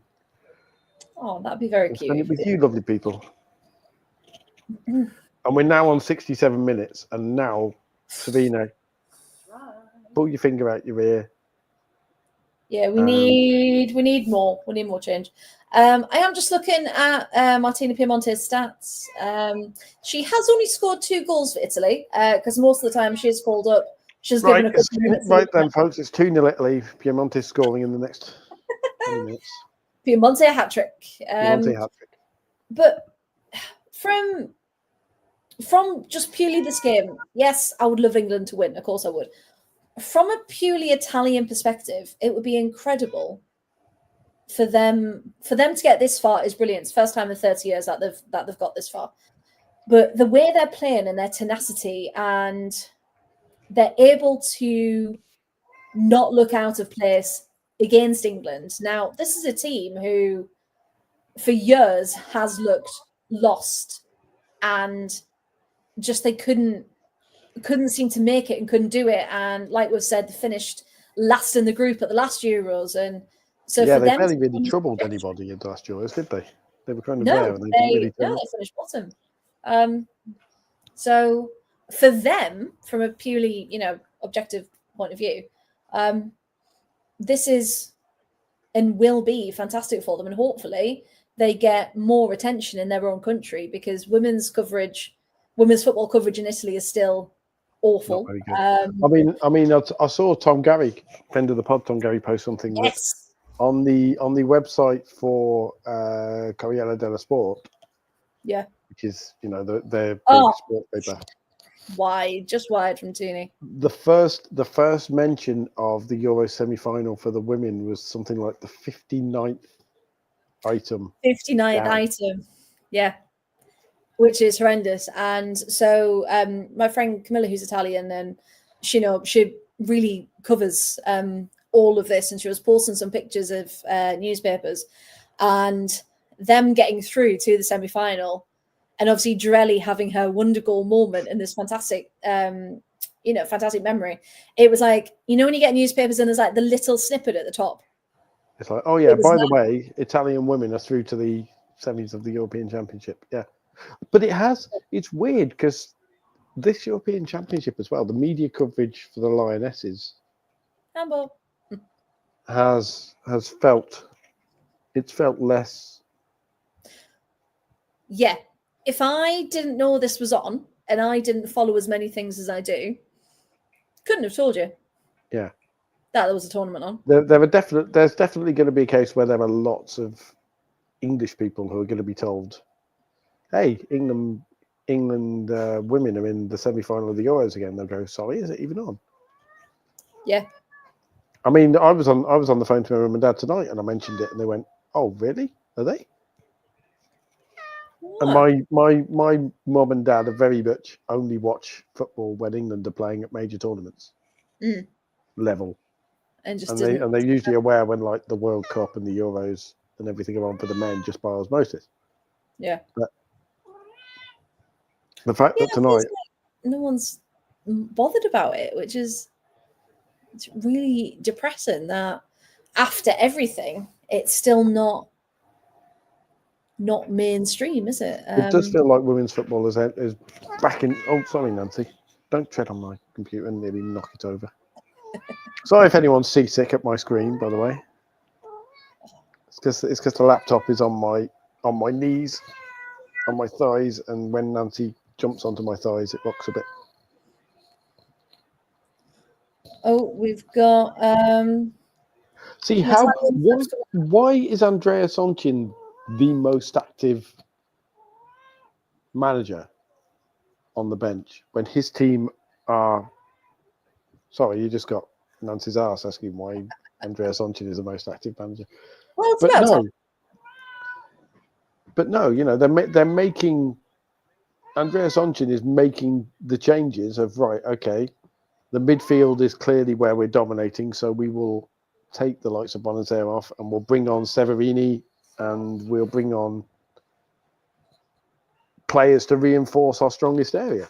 Like, yeah, that is an intelligent substitution. That is exactly the substitution you would be thinking Italy should be making at this point, because midfield is where they're strong, so they're keeping it up and at full strength. Although Giuliani with a bad goal kick. Oh, here we go. Come on. Nope. Oh. Right. Okay. It's not happening. So, Serena, come on, changes. Georgia, Ella, Kira, stop fucking shooting from 35 yards. You are not going to score from 35 yards, Georgia. You scored that one goal against Spain and you think you're going to do it again. Behave. So proves she can score from. Yeah, no, it. Laura There has to- Giuliani has now got a yellow card for time wasting, which is classic Italian. Brilliant.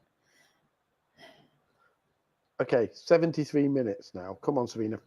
Get a move on. And now the Italian bench is possibly also receiving Hey, yellow cards. fantastic. Indeed he Oh is. my God, pardon me. I'm so sorry if I picked up.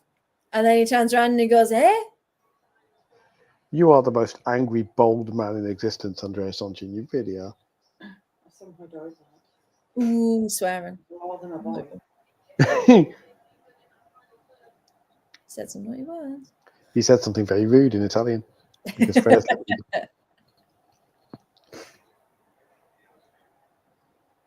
Right, who's warming up then? Come on.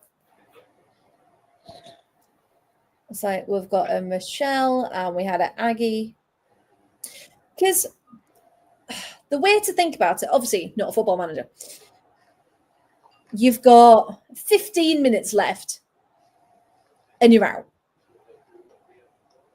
Bring on the young, hungry talent that you've got on that bench to make a difference. Like, yeah. this is not working. So shake it up, do something. Because you've always said, if England go out, but they've fought for it and they've tried their best, but there's purely, they were outclassed, then fair enough. But to go out like this would be the most frustrating thing. Because they haven't been outclassed by Italy. Italy have been better. But England have not played at their absolute highest level. And I would venture that Italy haven't played at their exact highest level. Well, Lucy, go. Smash it. Oh, why was no one there? What are you trying to claim there, Russo? Corner, I think.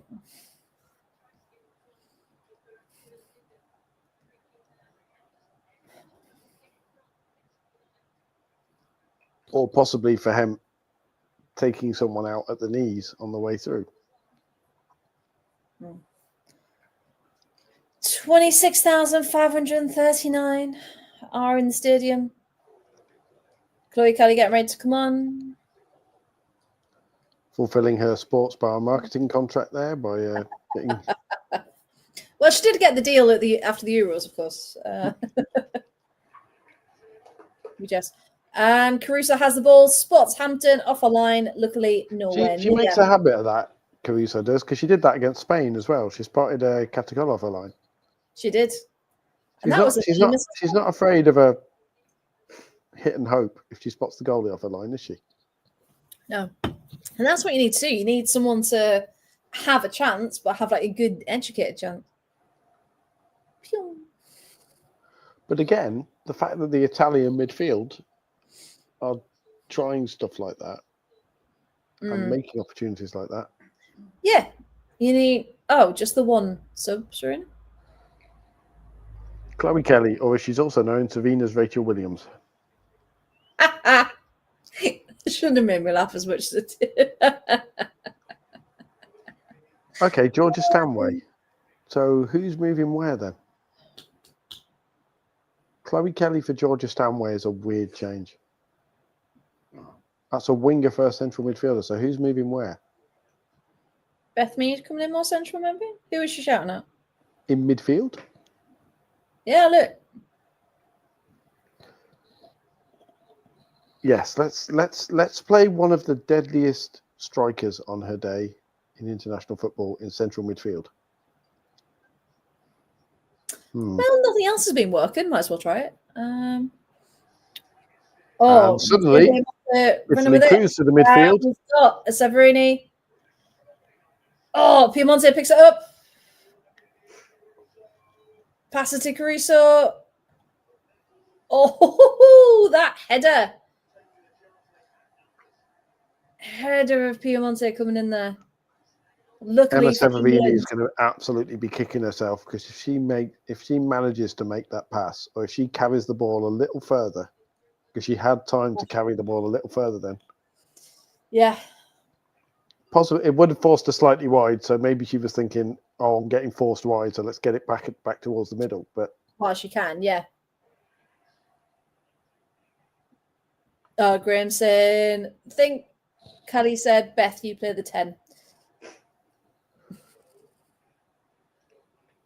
yes, but Dispossessor, go on. why are you playing?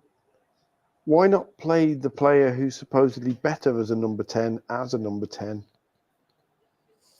It's what we're all thinking. When we've had a whole season of Alessia Russo's good as a 10, and she'll probably go and score now, and I hope she does. Right now, who was with her? She had 4-5 shirts around her. She's getting pulled apart. Kelly's ball there was lovely in, but again, there's too many defenders in the box. Russo's getting absolutely marked out of the game, also, I know she has to. I know to some degree I might give her a pass because she has to stay on side, but Kelly has the ball there, and Russo is running away from goal.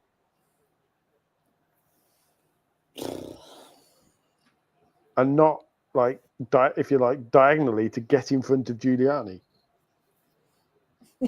Lucy's just like, I'm here. Give me. Oh.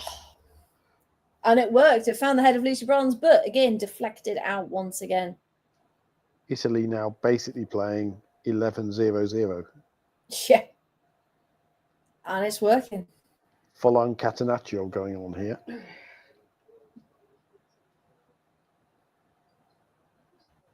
You can see it on Lucy's face, like, we are not going out of this tournament.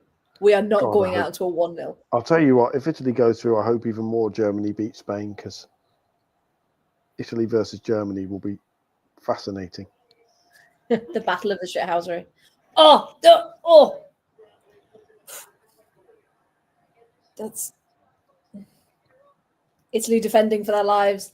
Me not being okay. Oh.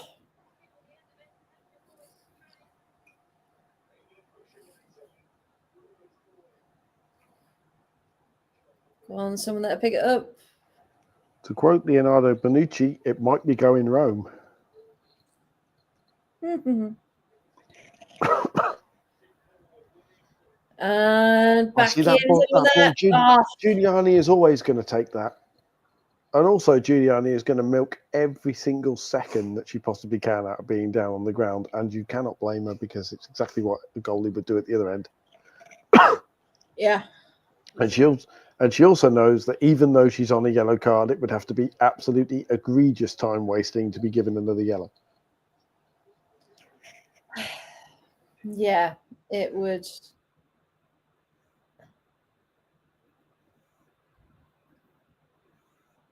I mean, Esme Morgan definitely pulled Piemonte on. The new Buddhist proverb is change is inevitable except from vending machines and Serena Wieben at a major tournament. Meanwhile, Ariana Caruso appears to be struggling a little and be a little winded, so it cannot be said that Italy having a leg stretched out. Cannot be said that Italy aren't giving absolutely everything here on their part. Yeah, no, they've played, and again, we talked about it from the beginning. Ooh, subs. Michelle Adjaman. Beaver Jones and Adjaman, great. Here we go. Just the 15 minutes later than they should have been, everybody. Damn me. Yeah, but Italy, the way they've played, everyone's underdogs. We had them as underdogs. I said, for them, it would be incredible if they did it. For the crowd there, the incredible blue wall there would be incredible. But England just haven't shown up, have they? So really, suppose on the one hand we want penalties, because that'll guarantee the most possible view, won't it? I thought for a second Aggie Beaver Jones was going to sit down again, and then there would have been swearing. Yeah, we wouldn't have been able to control ourselves there. My thoughts exactly, Matt. Why are they only getting 8 minutes? Serena knows. Only Serena knows. That's a yellow card. They ran into each other. Where's the Oh, umbrella? no, they're playing on. They are playing on. Fair enough. Hey. I thought that was... There's no bugger there! Why are we just I hiking need it to say it in this tournament. Oh, Martina doing some defensive work there.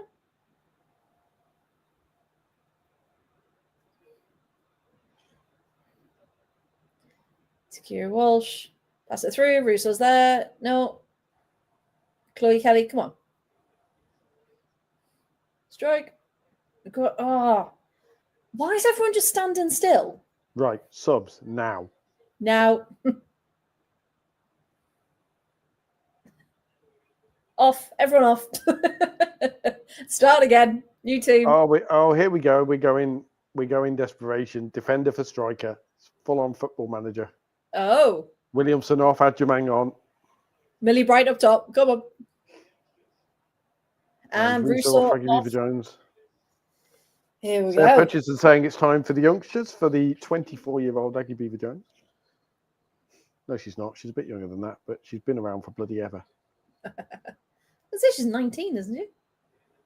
She's older than 19, surely. She's reached 20. still Aggie Beaver 19. Jones has. I'm talking about Michelle. Oh, Michelle Adjumang is barely 19, yeah. Yeah, Michelle Ashburn. Oh, were you talking about Russo? No, Aggie Baby Jones. Who is 21. So, yeah, she's still technically a youngster, I suppose, but Yeah. she's been around forever. Already, seemingly. She broke out at 18.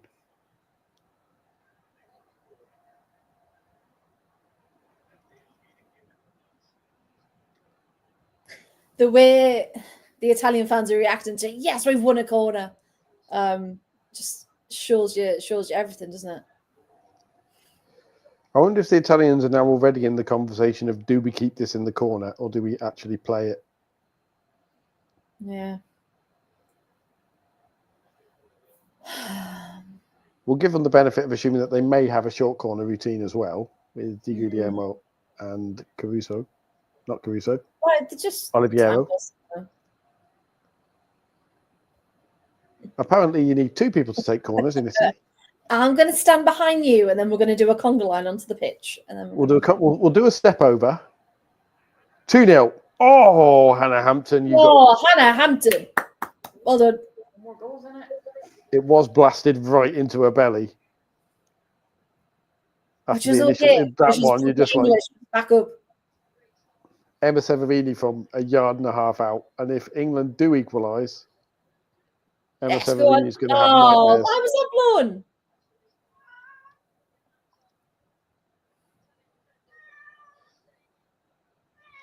Because the Italians are going to go full Spain, he said cynically. She literally fell over herself. Why is that Lauren Ham's fault? If England do equalise, Emma Severini is going to have absolute nightmares. Christina Girelli is kicking every ball on the bench. I'd say Girelli is not okay at the minute. Girelli's there like, if that was me, that's 2-0. Right, the time wasting, come on.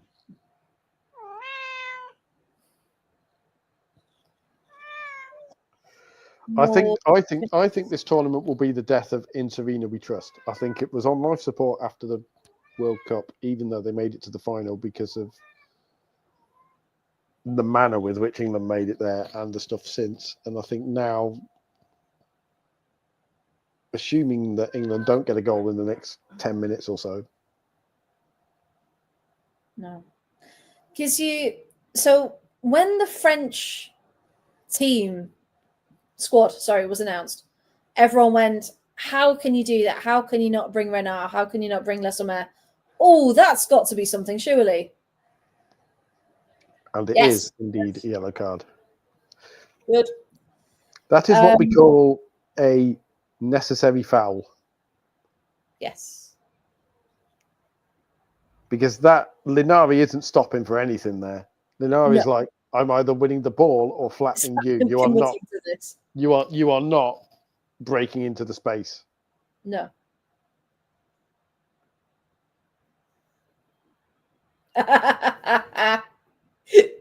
If anyone was lip reading Kira Walsh there, that was quite funny. You were better lip reader than me. What was it? Was it something along the lines? It was something along the lines of, "I effing saw that. Don't effing do that." How good is Elena Linari's English? Well, she was looking at her going, "What?" Right.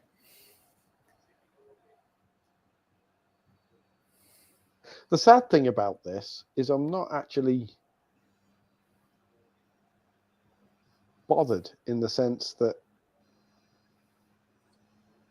this hasn't really been a game that is where the emotions have got up with England and you're like, oh God, they're so close. It's just, this is England disappointing at a major tournament. This is what English teams do. It's one of those disappointing England games where everyone's like, we should be in there, and then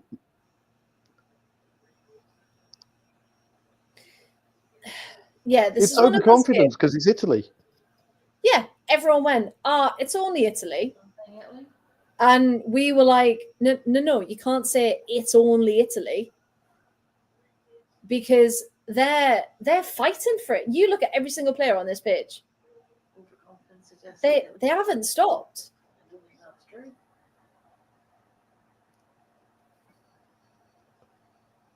Like Oliviero's put a shift in. Girelli was incredible. Cantore before they went off. You know, you've got Linari. Like Severini's just come on and already made an impact. And you think, good to see the graphics on ITV confidently putting up 5 minutes just as Seb Hutchison goes 7 minutes. It's just not happening, is it? No. And the look on Serena's face is just like, yeah, it's just not working. And you're like, some matches it doesn't, but in knockout football, talk about Spain being favoured. They don't look bothered, and that's what's bothering us. They don't look like they're fighting for this. Incidentally, how has the referee pulled 7 minutes of injury time out of her ass? Because there is no way. This is bollocks.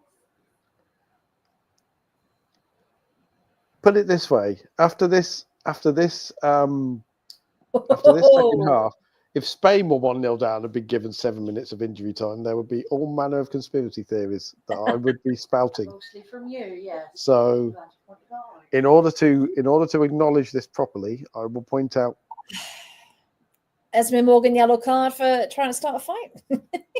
I would point out that UEFA would probably far prefer England in the final. They would indeed. Right, come on. We need a wonder goal. Where's it going to come from?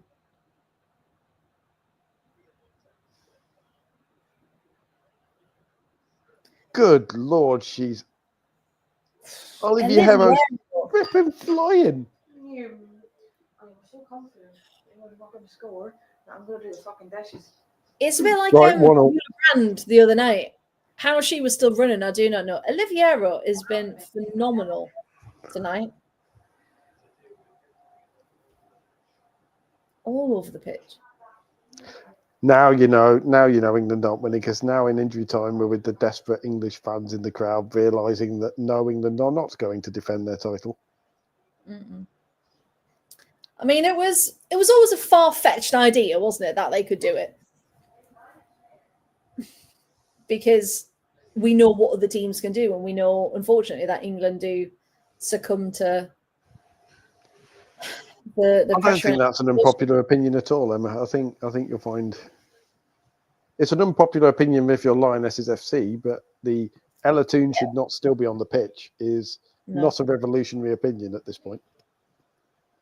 No. I mean, again, we are losing at this rate.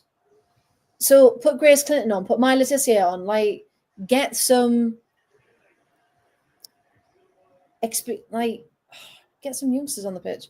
Ah, that went out. That should be flagged. Would have been a goal kick if it had gone out and been flagged because it hit Kelly last. Oh, did it? It looked like it should have been a corner. Oh, what can we do with it? Why are you waiting for it? Go win it. Go on, Michelle, go on. That's your one. How is that? How is that a corner? I'll say no, I believe that was a corner. I believed. I believe.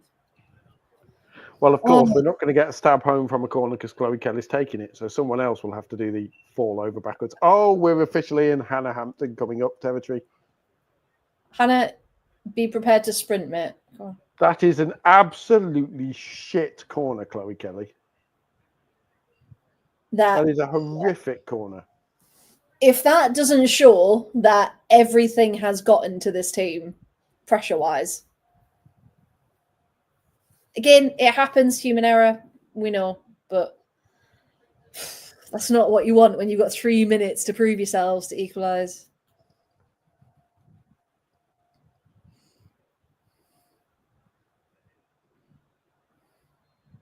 Yeah, possible free kick there. I'll take that one.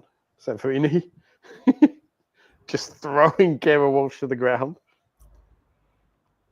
Although that wasn't given when Patrick Iharo did it. Just say. Well, spin tax.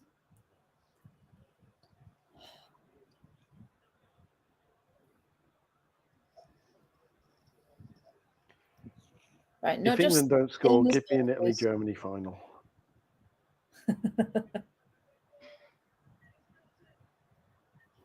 Oh, Michelle, go on. Holy fuck. Yes! Michelle bloody Ajiman, come on. 1-1, game on. 2 minutes left. If that's. Well, fuck my arse. And Kerry's reaction is exactly what we want. Michelle Adjumang has absolute ice in her veins. Oh, Michelle Adjumang. And Caruso puts her head in her hands thinking, what can England do? And that is what England can do. Getting a chance and actually making something of it.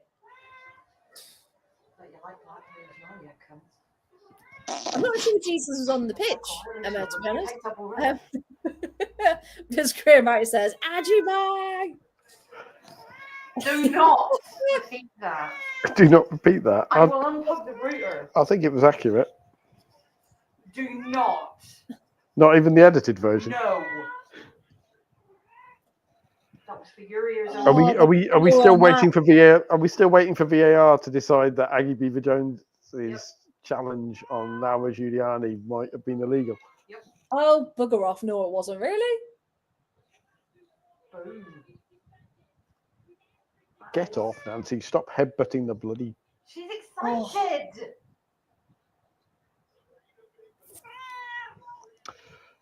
I swear to God, if England win this now... That's the reaction. That's the reaction of someone who's just had a job saved by a 19-year-old. And that, for clarity, that wasn't a dig at Serena Wiegman. That was a mention of how England treats stuff like that. Wiegman would definitely have been blamed for it. I can't. My heart.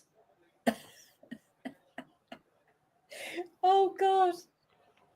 Oh, this tournament. What is it doing to me?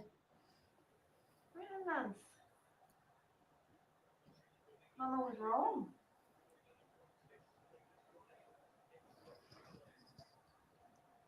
So free kick. Right, we've played the 7, probably about another minute or so for the goal.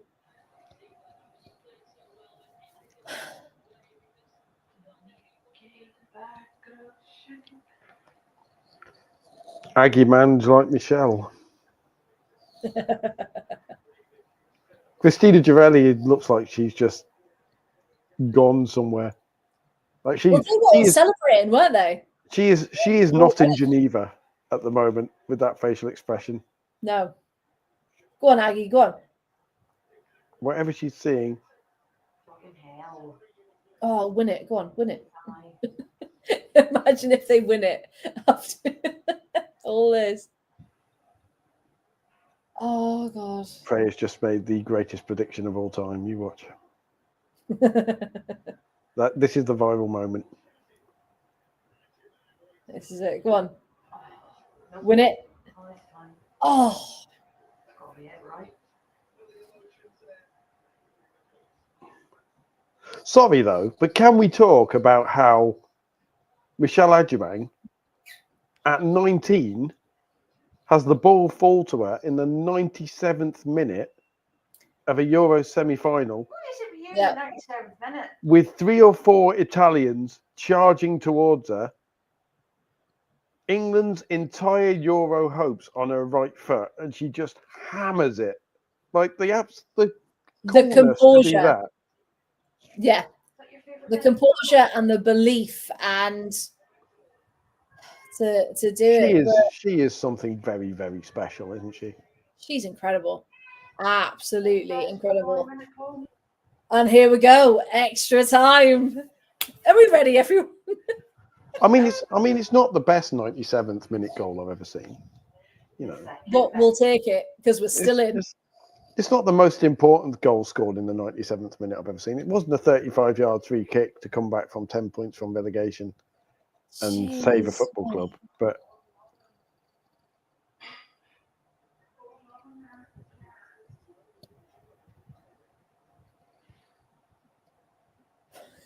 I've just unlocked my phone.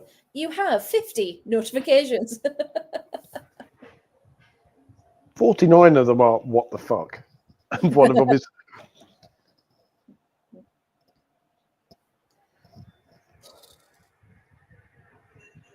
I can't. How's everyone doing? Because I'm not a well woman. I'm really, really not. Oh God. Right, let's I make that noise far too often, by the way, so I do apologize to everyone for my horse noise. Let's have a look. Right, let's Gmail.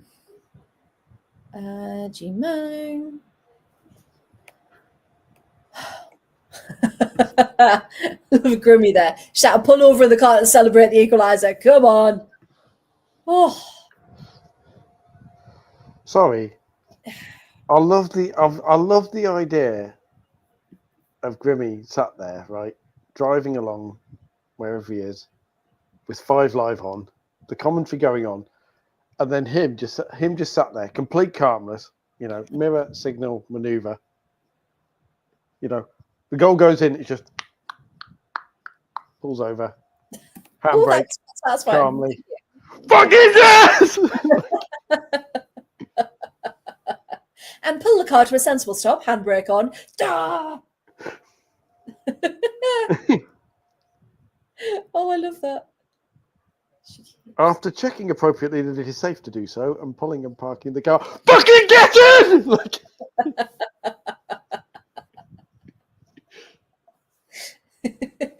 just imagine, excuse me, sir, why did you pull into this bay? It's for emergencies only. This was an emergency. It was a football emergency. Yep, don't stop believing, as Journey once so popularly said. And yeah, me and Emma are very impressed with that indicator noise. I think you might have practiced that before. It's when I used to play cards as a kid. You know, you always did the proper.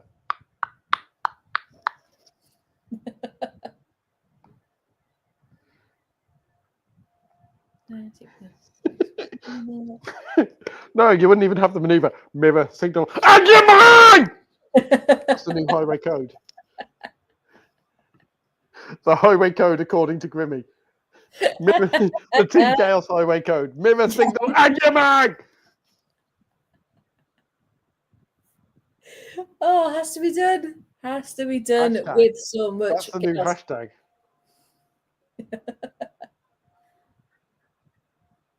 Oh God.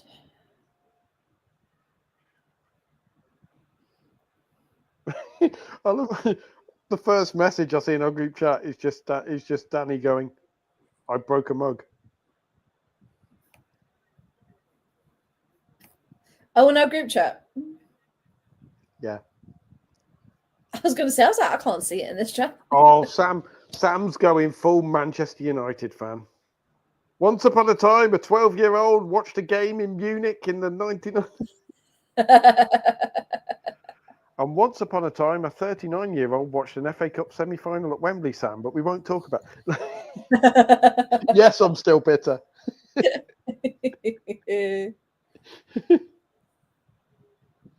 I just look, right, to give everyone a bit of a behind-the-scenes insight into our group chat. Ajiman, boom, never ever over. My chest hurts. I ache. I broke a mug. I'm so stressed. I can't do this. Oh God, right. Are we ready? Extra time is about to kick off. I'm not ready. To be honest, I can't remember what my reaction was. I apologize if I swore. It was something along the lines of, it might have been something along the lines of holy fuck. I can't actually remember. It just all feels like a fever dream, to be honest. It doesn't quite feel just real. Then, for Edgeman's goal. Did I shout? Holy fuck. Oh, it was holy fuck. Yes, it was. It was a holy fuck loud enough for Kerry to hear in the other room. So, yeah. Well, I can hear everything from the Chloe other Kelly has just kicked. It was the kind of thing that wasn't immediately clear what Oh God, all happened. names are going out of my head. Di Guglielmo in the face, but she's up and she's fine. It was like, is that a happy one? Oh, 1-1, dear me. Of course, England now have 47 wingers and 12 strikers on the pitch. So, that'll be an interesting way to play half an hour. Sounds like Robert DePauw's in charge, to be honest. Right. Are you a fan of total football? You better fucking be with England's players on the pitch at the moment. Jesus. How many strikers do you want? 10. Should we do one in defence? Nah. Overrated. How many people are we playing up front? Yes.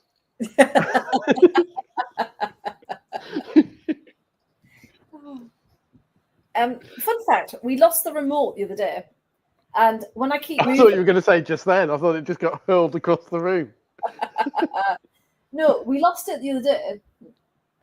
I don't know how. I'll blame the dog. And whenever I move, numbers keep popping up on the screen. So I'm clearly sitting on it somewhere. And yet, I can't find it. Oh, are we okay, everybody? Are we okay? No. No, we're not okay. Just remember, everybody, we do this for fucking fun. Yeah. We bring this to you live from our homes for your enjoyment.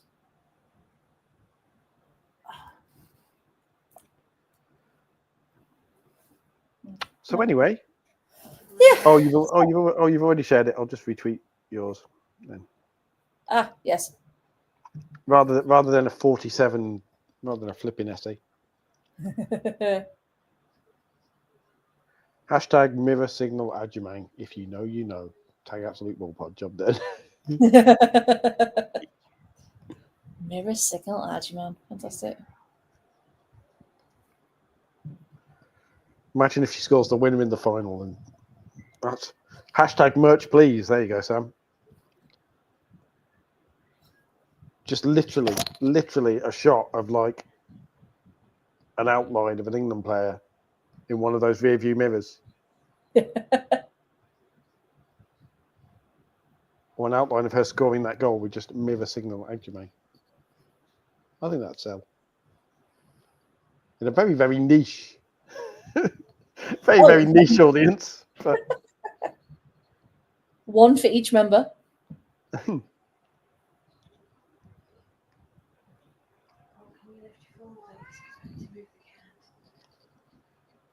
apologise in advance, but she is sitting in my spot, and I would like to sit down properly. Yes, I know you don't like it. I'm just letting my group chat, one of the other football group chats, trying to respond in something even vaguely coherent. Excuse me, please. Just had a message from one of my non-football watching friends who just said, "So who's winning in the football? I just heard a very loud noise from the pub across the road." Well, in all honesty, it was a scream of shock. Oh, that's. I was going to say, because what we kind of all saw a flicker happening there is that Italy thought this is done and dusted, and as soon as that goal went in, you saw everyone go like devastated, as if they thought, "Are we going to be able to do this next time? Is that going to be enough?" Knowing how much both sides struggled. Oh, well done, Tooney. Holy! Oh, chance! It was off the line, saved off the line. I don't even know what noise I just made, but I don't think I'll be able to make it again. By Piga, who just came on. Lucy Bronze collided with Martina Piemonte. Yeah, when the Hoover starts going the wrong way, that's what you sounded like. When the Hoover starts going the wrong way. Because I'm ancient. Back in the day, you used to put bags in a Hoover, and occasionally they wouldn't like it, and they'd make a horrible noise. Oh, that was going in as well. Like. However, I am old enough. I absolutely guarantee I'm old enough to be everyone in that group chat's man. So, except you, because that would be fucking weird. Am I having a stroke? Is that what's going on here? Not. Got to be honest. Oh, these tackles are coming thick and fast now.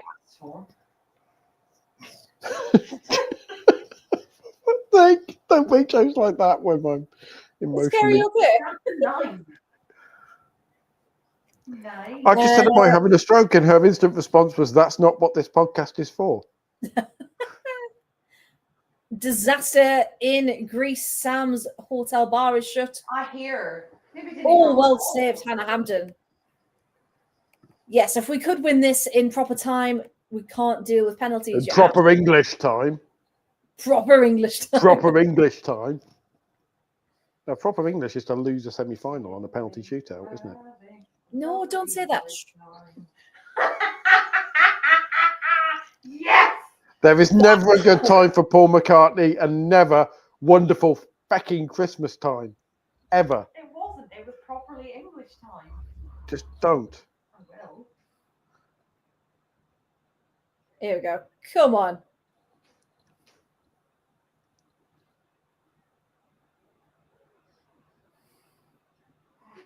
Never mind me and Miedemar. Me and Kerry are English women's football's power couple at this point. The Posh and Becks of the podcast world. Posh and Becks of the podcast world. Stop it. I love Kerry's laugh. It's fantastic. Right, Chloe Kelly trying to weave our way through. Can't she do anything? Left foot. Oh, took a deflection. If that hadn't deflected, I think that might have. Will you go away, Kat? Honestly. Oh. Clearly she won't. You know, see, Freya, you're right. You're concentrating on the game because whatever you've got to do with you're just watching the game back and forth. I've got a mad Northern Irish comedian sat next to me making jokes. I've got a cat desperately trying to show off to people, yelling at me, who wants attention, and I'm trying to keep my head thing and make sure she doesn't get off the tee. Oh, God. Came Oh. If only she was a bit closer. But that's it. That's more like it. Come on. If I ever get an interview, why do you think you can commentate on high-pressure games? Because I commentated on a Euros semi-final with a mad Northern Irish person and a psychotic cat. And I still managed to do it. And I still managed to do it in coherent fashion. I was going to say, my dog is also here, but he's on the chair fast asleep, just his head. Is he upside down again? Almost, yeah.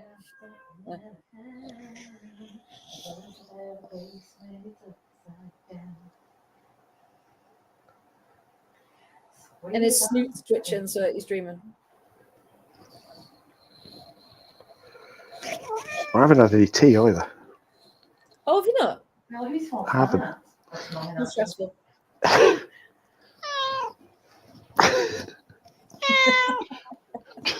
I think Severini's just turned around and said, "Shut up." What a helpful apple. I'm just trying not to laugh because every so often I'll be sat there and then a tail will just appear in my field of vision. Come over here. I can only imagine what it looks like, Will you honestly. stop being a bellend? Oh dear. I'm a mess. Freya's there trying to be semi-professional. She's got a cat sat there and just a ridiculous nose actually going, "Will you stop being a bellend?" in the back. Award-winning, don't you know? Award-winning. Oh my god. Hey, we bring entertainment. We are free entertainment on this lovely Tuesday evening to see But England. basically, men's football just does that clip of like those German football fans trying to watch a game in silence and a goal going in. We have that level of chaos every single watch along. The way it should be. Right, come on, drive through. Go on. Past the green wall. Let's go. Sit down. Muro Verde. Or Verdi. One of the two. Sit in your hole. Oh, be good. Those nice people don't want to see your arse. We've been over there. I mean, no. I mean, some might. That might be why some people are tuning your in. arse. Everybody's seeing your arse. I said it, please. Can I just confirm Kerry is talking to the cat, not me? I was going to say, as Nancy is currently not in the screen. What will you be getting paid for it if you're showing your arse? Just imagine Champions League final. Sam Matterface is sat there, and then Lee Dixon or whoever just turns around and starts going, "You don't get paid for showing your ass, Sam." Probably make it more interesting, wouldn't it? I was about to say. Oh, that's very, very funny. Hang on. That should definitely have been a free kick. Anyway. Meanwhile, we've played 10 minutes of the first half of extra time. See, where is the time going? This is like a time vortex, this game.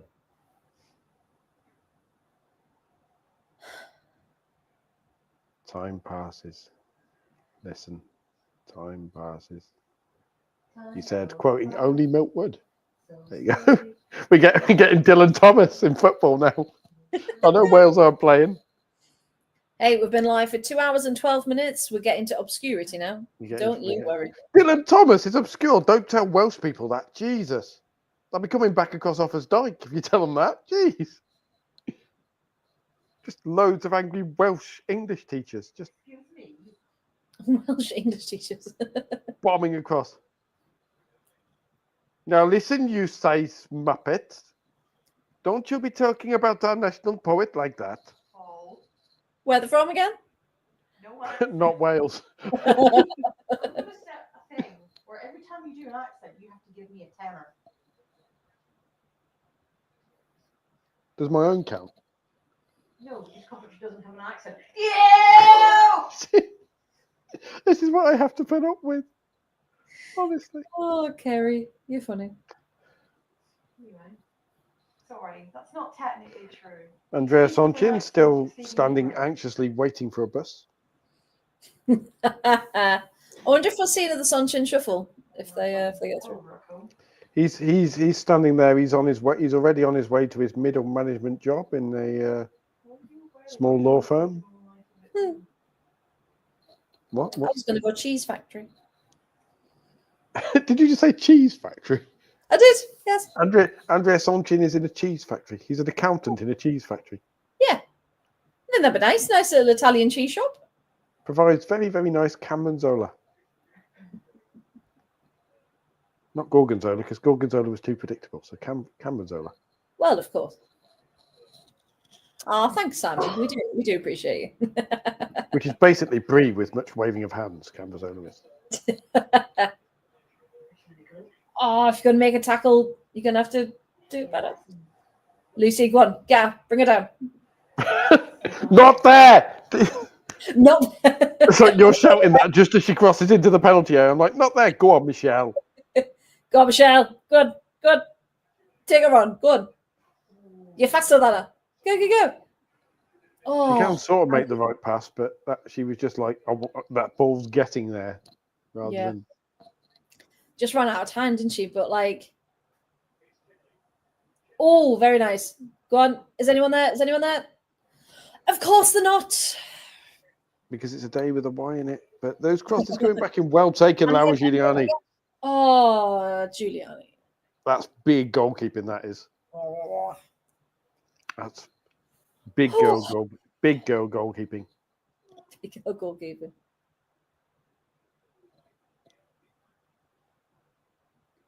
Oh, Grimmy's back. Oh, Alan's annoyed. Sorry, Alan. I told you. You see, you've annoyed the whole of Wales. It wasn't on our syllabus. I'm sorry, but it wasn't.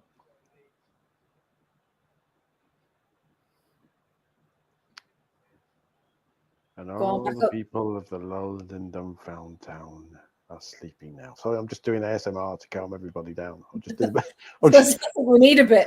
At half time, I'll just do the beginning of it under Milk Wood to calm everybody down. And everyone take a nice deep breath. There we go. Oh, right. I don't come from Wales. What is wrong with me tonight? Half time of extra time.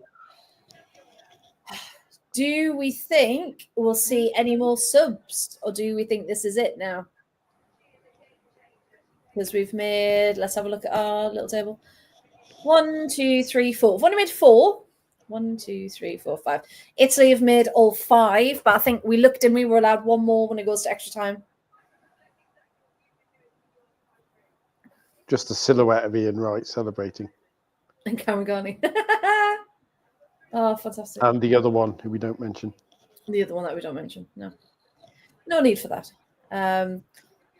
I love Caruso just has a nice pack on her head. Yes. Perfect. I think we all need one after this.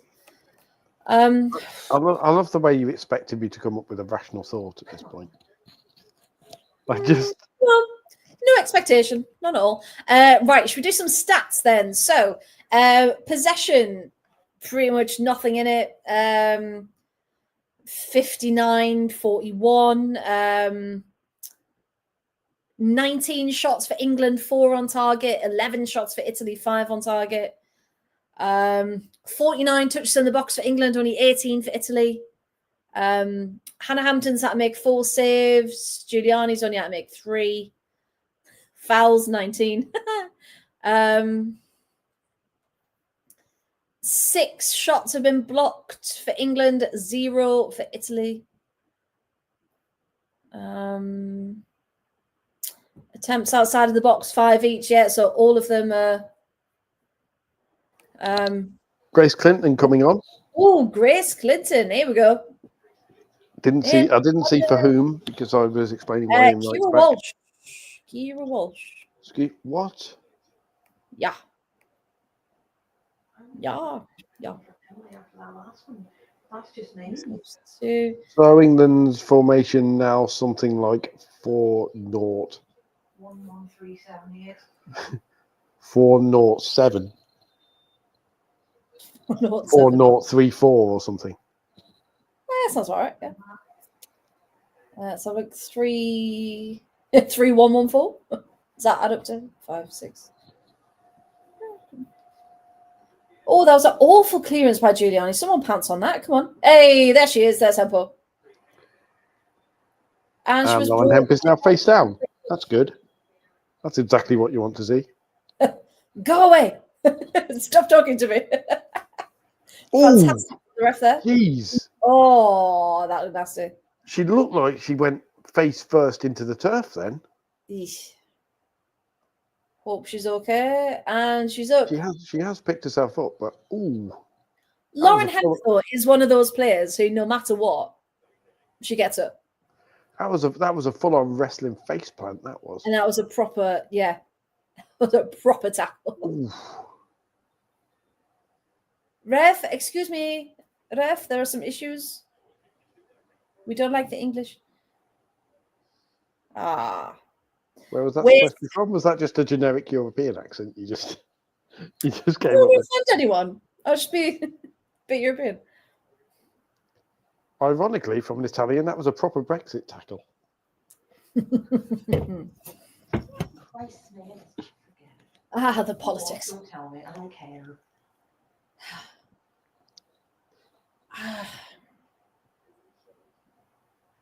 This is one of those games where it's just a pure Get mystery in. of the game. Oh, that is an amazing Oh, that's a defensive nice header. one. Oh, That is an amazing defensive header. If Italy manage to see this attack out, which they haven't yet. There we go. Now it's calmed down a bit. Because Adjumang was steaming in on that at the back post. she was right there. For everyone asking about subs in the chat, 1, 2, 3, 4, 5. We've used 5, and we should get an extra one because there's extra time. Salah Adjumang double the goals of Russo in a third of the minutes. Some might say she's special. Some might say she should probably be starting at this point. Oh, Oh, Canal Lava Giuliani, you nearly messed that one up. That bent in towards goal late, that did. oh. That's actually really impressive goalkeeping because that bent towards goal very, very late. Yeah, and to have that flick back and not into the own net. Yeah, That looked like that caught a gust of wind or something almost because it just proper hooked left late. That did. Yeah, it did. Simon saying we need to get a set piece coach because they've been awful. They've been the best, have they? England score from set piece. No, they don't. Just saw that one. I saw that looping header. Then I was like, "Where's that going?" And it just dropped into Giuliani's hands like a balloon coming down to earth. Just a count if you put the keeper in the net. It should. Alas. All I'm saying is, if someone does care enough to make a supercut of our reactions ahead of the final this is our Euros highlights ahead of the final. These are watch along highlights. This is what you can expect from the final, whoever's playing. Yeah. A lot of it is just going to be you and me making various types of noise, isn't it? Just various inhuman noises. various inhuman noises and me swearing. And then just Kerry in the background. a 20-second montage of the pair of us just sat like this. Just like it was the other night when they got the equalizer and both just went, what? What just happened? Ball's gone out. just the properly classic. After the winning penalty went in against Sweden, what was your reaction?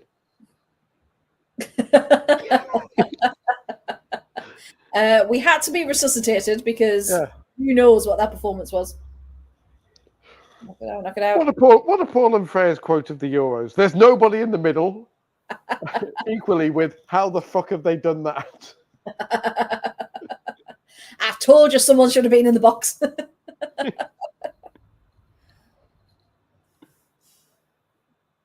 And we've got Severini down. Did Lucy Bronze Chinner? Looks like it. Lucy Bond's walking like an 87-year-old lady there. In that little shot away, she's just kind of slowly leaping away. Like,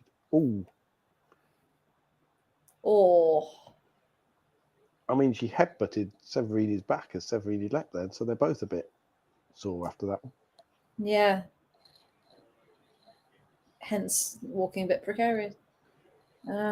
However, free kick in a not very nice area for the England team. I love Graham's suggestion. New podcast game. What caused this reaction? Instead of what happened next. Instead of what happened next. That on TV shows, didn't they? Yes. Instead of what happened next, what happened beforehand. Yeah. They just show our reaction. What is this reacting to? Yeah. fully up for that. So if anyone's got any favourite reactions and they want to send them into the podcast, you know where to find us online at Absolute Football Pod across all socials, or send them directly to me and Paul. Our handles are on the screen. Or why not send them to the Football Content Awards, for whom you can nominate us? Because nominations are, of course, open. For They best are in women's indeed. football, and best in non-league, and best Premier League as well. We would appreciate a nomination in all of them. Although people go, how the hell have this lot got nominated? Oh, coming in. Lucy Bronze picks it up. Gets it back in, takes a slight deflection, but Giuliani is there once more. Imagine if the FCAs was like the Oscars and they just had a 30-second clip of the best moments. And it's just It'll be Kerry going, no one's here to see your arse. It'll be like 3 seconds of that clip from Lower League where Shah reads out the goal difference. Yeah. And Anthony goes, that's the goal difference, Shah, and they all break down. That'll be in it. That's one of my favourite moments. Oh, sure. Rosie's Kent, because that's just iconic at this point. Oh, why was that left? Why was no one there? And Greggie's just coming through the middle. There's no one there. Oh, God. Come on, Alex, come. Alex, get her. Get her. No. Yes. Good. Good, Aggie. Good. I can't remember what the hell it was from, but the quote's just, I don't like it. I don't like it. I can't speak. I should always go back to Chicken Run. I don't want to be a bear. I don't like gravy. There's no more. Go on, Grace. Go on. What do you think? Not that way.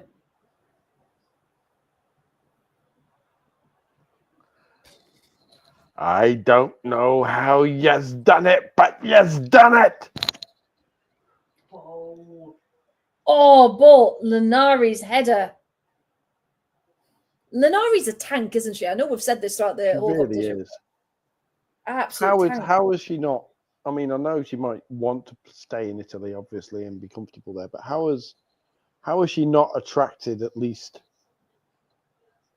interest from the WSL or? Yeah, because she's been at Roma for. Let's have a look. She's 31.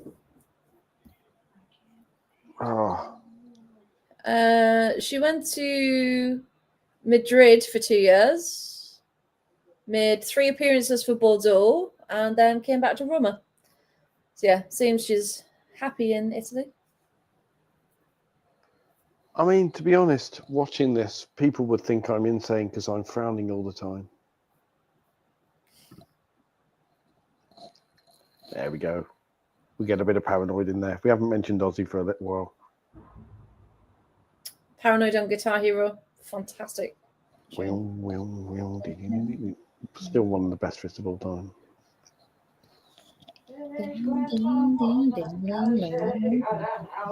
Honestly, at this point, I could just casually drop paranoid lyrics in there and it would just describe how I'm feeling. Oh, Liviero, what a cross. No one's there with her. Thankfully, from an England perspective. It's a very interesting song now. It has no chorus. Oh. It doesn't need one. Oh. You fucking collab. I don't even know what Kevin's doing. Just this whole. Is she okay? Do you need to check on her? Oh, just this whole game all day long. I think of things and nothing seems to satisfy. Yeah, all right. You've already said that. And I think I might go insane if nothing happens to pacify. Because God, just every time anything happens anywhere near either goal, my heart rate jumps about 50 beats a minute. She's like digging my fingers into my arm, just like, oh, what's going to happen next? It's as if neither team. Go on, Michelle, you get into this. Hit it. Oh, you mother! Oh!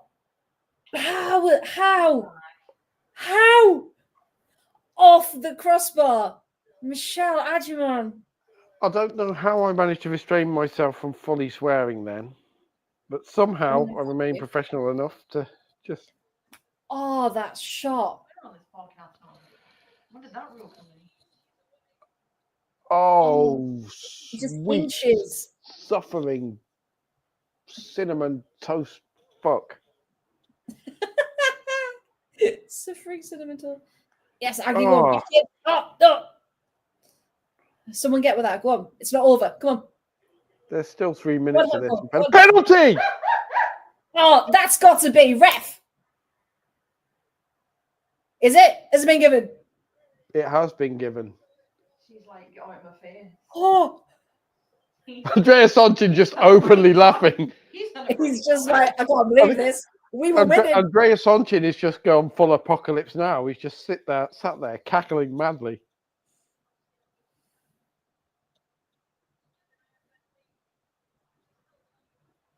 No. Not that Are they gonna? I mean, that was a bit of 6 and 2 3s, that wasn't it? It was a bit 6 and 2 3s. Serena just like, come on. If that had been given the other way. Right, Yeah. so this is the point at which we remind you that 14 of 29 penalties in the Euros have been missed. But 15 have been scored. And now, apparently, England are arguing over who's going to take the penalty. Well, that's the thing, because George Stanway's not on. Lucy Bronze is still probably... Is Lucy Bronze going to add to her legend, or is Chloe Kelly going to add to hers? It's going to be Chloe Kelly, right? It's going to be Chloe Kelly. I have to say, though, if Lucy Bronze could replicate what she did the other night, that would be incredible. So this is a Chloe Kelly skip and hammer.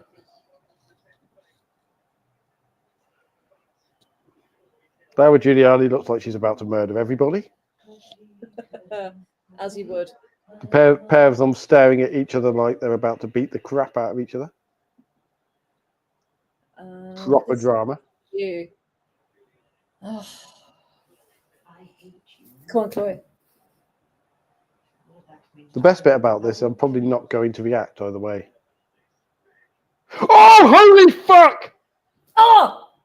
Get back in, Ah, it's got in! But are they going to give it? Are they not? Are they going to give it? Are they checking it? Are they giving? I don't know how to react. Giuliani's fuming. Italy are fuming. And rightly so. Oh, England, the Norway of the latter half of the competition. Oh, God, don't. What? Jammy buggers? I cannot believe Sonchin, if Sonchin could have lasers coming out of his eyes in that close-up. England have just Norwayed. They've just Norwayed. Chloe Kelly making sure that she poses for the brand there with the last little bit at the end. Oh.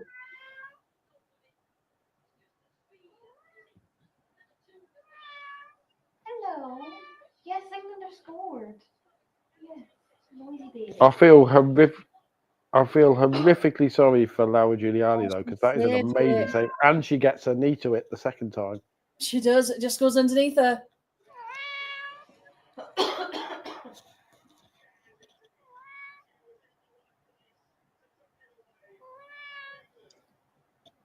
Like coughing her back. I mean, I don't know how. And once more, just like the Sweden game, how the hell have England got away with this? Oh, Jess Carter, come on. Jess Carter, come on. Let's not have a Jess Carter running goal lie. Just 3 minutes of extra time. Michelle Adjiman is going for that goal. She wants it. Italy are rightly fuming.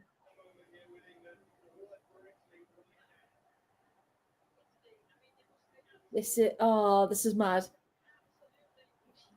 I do enjoy how the commentary just lost all objectivity completely. By the way, Cantora is in tears. My God. Ryan said we've beaten the ITV curse. Don't jinx it. Sean said he said 2-1 in extra time. Sonchin's gone off. He's gone down the tunnel. And he's having to be brought back on.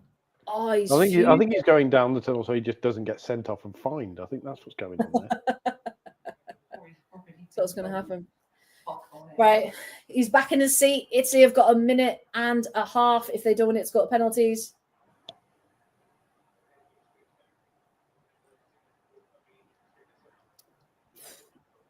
Is everyone okay? Like, my chest. My chest is not okay.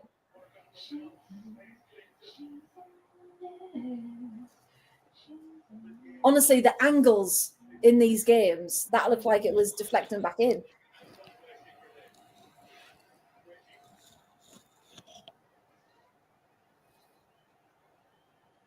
Casual Tuesday night. We're fine. Yeah, if there's anything, how not to spend a casual Tuesday night is watching England in any form of football match. EastEnders is on the other side, lads. This time of night. 10:30. Are you sure? EastEnders after dark, isn't it? End of news at 10. Come on. I do hope, but I do worry again in classic English fashion that assuming Italy don't score in the next 90 seconds or so. That wasn't a free kick. 3 minutes, and 3 minutes are up. Yeah, but they're going to add on another minute or so. This game is crazy. This game is crazy enough for Italy to equalise in the 5th minute of 3 added time. I can see it happening. Everyone on the bench is just like, see, Serena's jacket's come off again. I do hope that the conversation after this is not, oh wow, England did it, blah blah blah blah blah, but no, it should never have got to that point. No, it should be, how are England in the final? Literally, how? It should be. It should be Italy got incredibly robbed, and they've done it. They've done it. I don't know how. I don't know when. I don't know why. And every single Italian player has every right, and every Italian fan has the right to be aggrieved at what has just happened. Because, my God, we should not have won that. I do enjoy, by the way, how you had the classic Arsenal teammate thing happening of Chloe Kelly racing to Michelle Adjumang. Yeah. I mean, it was Michelle. It was all Michelle, wasn't it? That got us back into the game. And for a 19-year-old, I know we said, about Smilla Homburg the other night with the penalties and how it shouldn't have been given to someone so young at that vital point. And then you've got the flip side of the young creative talent coming through, showing what they can do, proving on the big stage that, give me time, give me an opportunity to show myself. And this is exactly how you do it to get back in the game. And Shah says, I can't breathe and cope. No, I can't either. Oh God, my chest is so tight.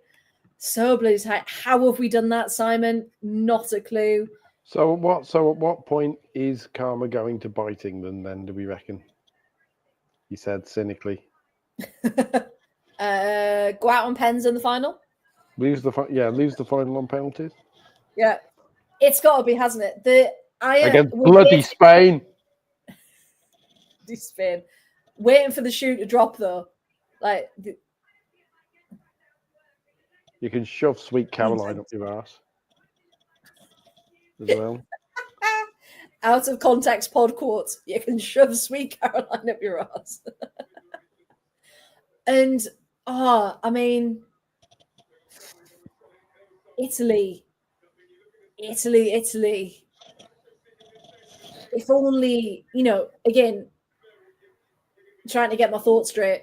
From an Italian perspective, to almost having that win, having one foot in the final, and then having it taken away from you in the dying minutes, then in extra time, having it taken away from you again. I mean, I think Beth Mead goes down very easily there. Well, we said, didn't we? I As soon think- as we saw the replay of that penalty, that's 50-50. I think if that goes the other way, everyone currently going penalty from England is absolutely raging right now and thinks there's a conspiracy against England because I just that kind of thing happens 20 times a game in a penalty area, and I think it was Simon that might have pointed it out. That thing happens a lot in penalty areas, and to decide to give that in the 118th minute of a semi-final. You'd assume that would have been reviewed, though, wouldn't you? Because we've been talking a lot about VAR and how some games are really diligent and it always goes through a check-in, whereas other games have got nothing almost. And that one, did we have any checks in that game? I don't think we did we? We didn't. And again, like you said, that crucial moment in that game to give that penalty, just check it. And I know that goes against, England getting the win, but you just think maybe, I don't know. Do you think that should have gone to a check, or do you think it was right to stand? I think that should have gone to a check. I think it might have been given, but at least if it's checked after a VAR check, then you know, don't you? And there's no question about it. Like, you have done your due diligence, you have checked. Who's got Lucy's shirt? Lucy, Bronze, and Lunari have swapped shirts. I wonder if that would have been given the other way. And this it's bad, and it's bad that we're asking those questions, but I wonder if that would have been given the other way.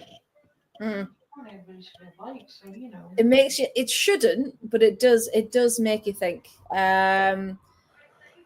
After the way certain teams have been favoured in this tournament, again. Oh, yeah, blatantly as well. Yeah.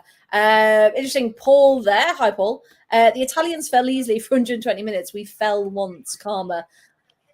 It's hard, isn't it? Because you don't want to let any kind of bias come into it. But yeah, there were a couple of times where some players did go down incredibly easily. Yeah, Graham said, no, it was a penalty for me. Beth goes to move forward and is held. Yep. Duncan from Scotland. Well done, England. Duncan, I think you're the only Scottish person. Happy for us. I love we've got Hans Peter. We've got a German in there. The worst referee I ever saw. Yeah. Last night when we were saying, not last night, oh my God. All I'm saying is field luck, Hans Peter. You've got Spain tomorrow as a German. Good luck. No. The ref the other night for the France-Germany game, where we were like, we really rate this ref. Like, this has gone really well. Checks have been good. Apparently, everyone was saying how bad the refereeing was, which was interesting. But yeah, I was like, no, it wasn't. It was on point. Now, interestingly, Chloe Kelly had swapped shirts with someone, but she's put her England shirt back on. For the brand, for the Instagram. Yeah, sure. He said cynically. Unless they've given her second one. Someone else has got it. It's always a good sign when the England players visibly can't work out how they've managed it. Yeah, it's about Hannah Hampton. Yeah. Yeah, she's just walked past like, not a clue. Neither do we, Hannah. Neither do we. I don't know, because Paul, honestly, for that 90 minutes plus the first bit of extra time, It just didn't look like it was going to be England's day, did it?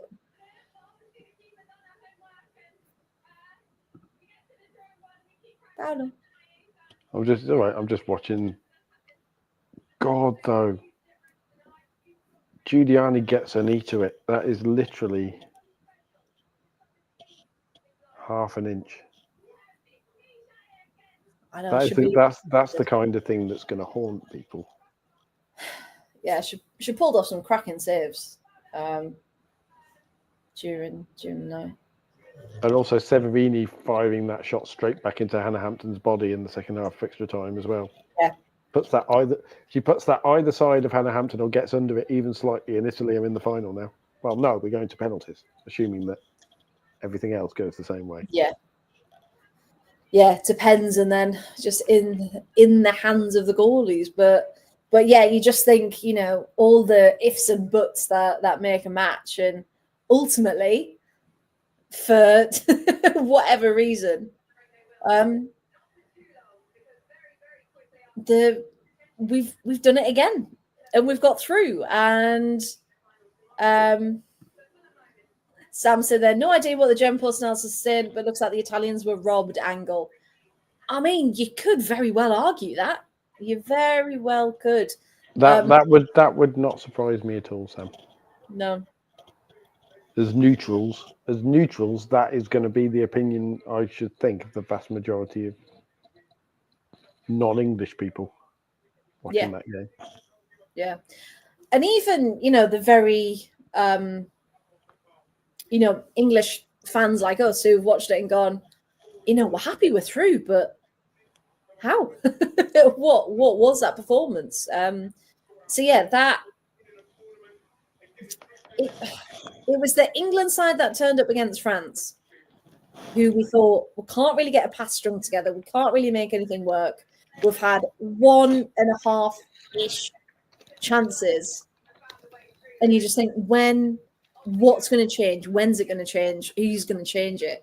I love how Danny in the group chat is now saying, I swear I'm going to go back to one of our first pods when we were bigging up Michelle Adjemain playing for Watford, just to prove a point. Back in the day, yeah, we're not. This is why you watch the Championship, everybody. And this is why we'll always talk about the Championship. Yes, because then when the players do break out at major tournaments, you don't have to write one of those "Who is Michelle Adjemain" articles because you already know. Yeah, because Danny put in the chat, I can't breathe. No, my chest is really tight, really, really tight. Looking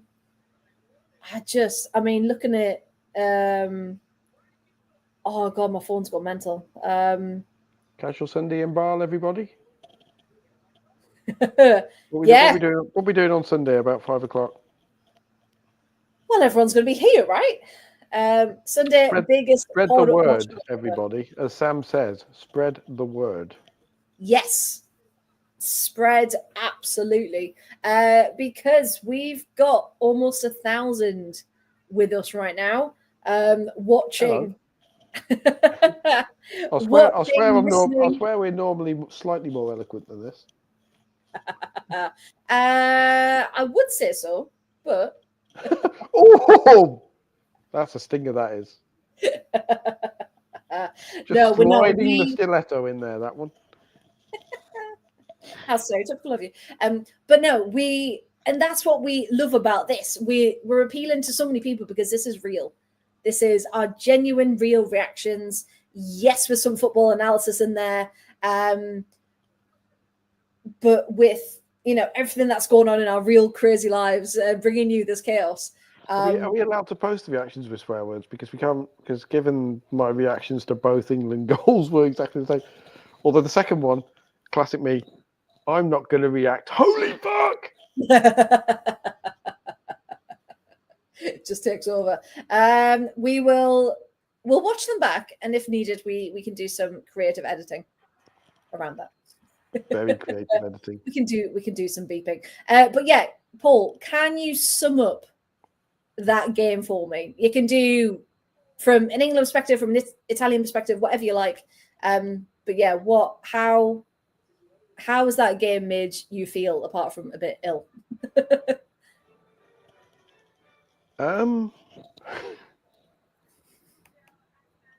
That was a game that never felt like England were going to win it, even as they won it. It was one of those. Every time we've seen those England games before, no matter pretty much what age we are as English football fans, we know that, this is going wrong. You know, the midfield isn't working. They're 1-0 down, but they're not really doing anything. There's this. Oh, we're in the 97th minute. Oh, that Kira Walsh strike, that Chloe Kelly corner that was horrific. We're like, oh, that's it then. Job done. Yeah. And I just hope it's not fucking Spain. Like, not again. We can't go against Spain again in the final. Either way, though, the narratives for the final are either German revenge game for the Euros, or revenge game for the World Cup final. Because as soon as there was a possibility of England getting through, everyone was like, "Oh, well, that's it. It's 2 revenge matches. No matter how it plays out, that's what it's going to be." And I just hope for everyone's sake, including the players, that it feels like a revenge final, and they really go for it and they really attack, and whatever happened during, that first 90 minutes, whatever that was, get it out of their system, whether it's something happening. Of course, there's been a lot going on behind the scenes this week, how big of a part that's played, and you just hope everyone's okay at the end of the day. I mean, I don't know who I want in the final, because I want Germany to go through, because I don't want bloody Spain. Full stop. Because Spain don't deserve to be in that final. But no. I also worry that I would rather play a slightly arrogant Spain than a very motivated Germany. Because I suppose Spain have shown more of a weakness, haven't they, over this tournament? Whereas Germany have showed nothing but a desire to... But I also worry that if the England midfield decides not to turn up again against Spain, it could be 4 or 5-0. I mean, is there any chance Serena's going to make any changes to that starting lineup for the final? Probably not, realistically. It's frustrating, isn't it? Oh, there's a big spider crawling across my floor. That's ADHD football there, that is. So, what do we think is going to happen? Oh, look, a squirrel. Storm, wake up. Get the spider. Oh, bless him, he did. I'm sorry, you go back to sleep. I mean, if Chloe Kelly starts, who does she come in for? Hemp or James? You want... The easy decision would be, if Lauren James's ankle injury, if the ice on her ankle turns out to be, it's swelling, and over the next couple of days it swells up or whatever, then the easy one there is right. Although I think Serena will put Beth Mead in if Lauren James can't play. I still think she likes Chloe Kelly as that impact player to come on as sub, because she came on and she was the impact again, wasn't she? And did what she did, yeah. I just wish it was earlier. Why have we got to leave everything to the last minute? I mean, Kelly came on in the 77th minute. Adjuman in the 85th, Beaver Jones in the 85th, Clinton in the 105th. Like, you're not going to get that chance, and you need these players. And we've said the same, since time began. Players need time to make an impact in the game. And if it's a game like that where nothing's really happening, you need a bit longer than, 8 minutes? they had earlier. Yeah, Simon's in there. I doubt she'll make change, but she has to. I think that there is a good chance now at this point that any team playing England is going to be far more scared of Chloe Kelly appearing and coming on in the 70th minute or whatever than they are of Chloe Kelly starting. No, that's true. Yeah. Okay, so I agree she's better as an impact sub because she does make that impact. She's very, very good in that role. Is she coming on too late though? Or do you think around 70 is still going to cut it? I think, like you say, I think she needs half an hour. Yeah, I think she's a good chunk of time. Particularly against either team she's likely to face in the final. Yeah, because, Germany and Spain are two top sides where you need because if Spain are 1-0 up, they'll just shut up shop and then eventually go, oh, there's a gap, and Claudia Pina will crack one in for 35 yards, whether or not Patrick Guijaro is holding the midfielder in the first place. That's what the Spanish definition of a holding midfielder is. It's Patrick Guijaro just going like this. Literally holding. So you literally holding. Literally holding. Yeah, I don't. I like Adjumang as an impact sub because again, when she comes on, there will be people saying start Adjumang because every time she comes on, she does it. No, you wouldn't. But still, yeah, I agree. Adjumang definitely super sub, but again, give her more time. Chloe Kelly super sub, give her the time. Because the thing is now again. With Adjumang's goal in particular, think of the other players that could have fallen to, who are the supposed finishers, who might have missed it. If that falls to Jess Park, if that falls to Lauren Hemp, if that falls to even Chloe Kelly. Well, that's what we talked about, isn't it? You need to have that focal point up front. Because if you don't have that and you don't have the people who can make something out of nothing, then you're just going to keep missing and you're just going to keep not making anything because you don't have the opportunity to do it. But it's more, Adjumang is a better finisher than Russo is already, in my opinion. Yeah, the last couple of games you can't compare the two because I think they both have massive value to England. Yeah. But if you want the ball, if you like that, the 88th minute, and the ball falls to someone in the penalty area, and you can say, right, I want it to. Who do we want it to fall to? You go, based on this tournament, you go Adjumang. Yeah, because she's proven to do it. I think her and Russo on paper have played a similar role, but actually on the pitch, Russo's played a very different role, hasn't she? She hasn't been that striker, that finisher.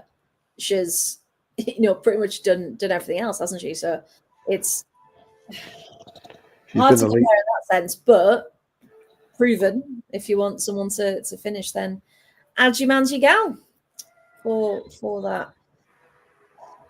What a game! They've done it.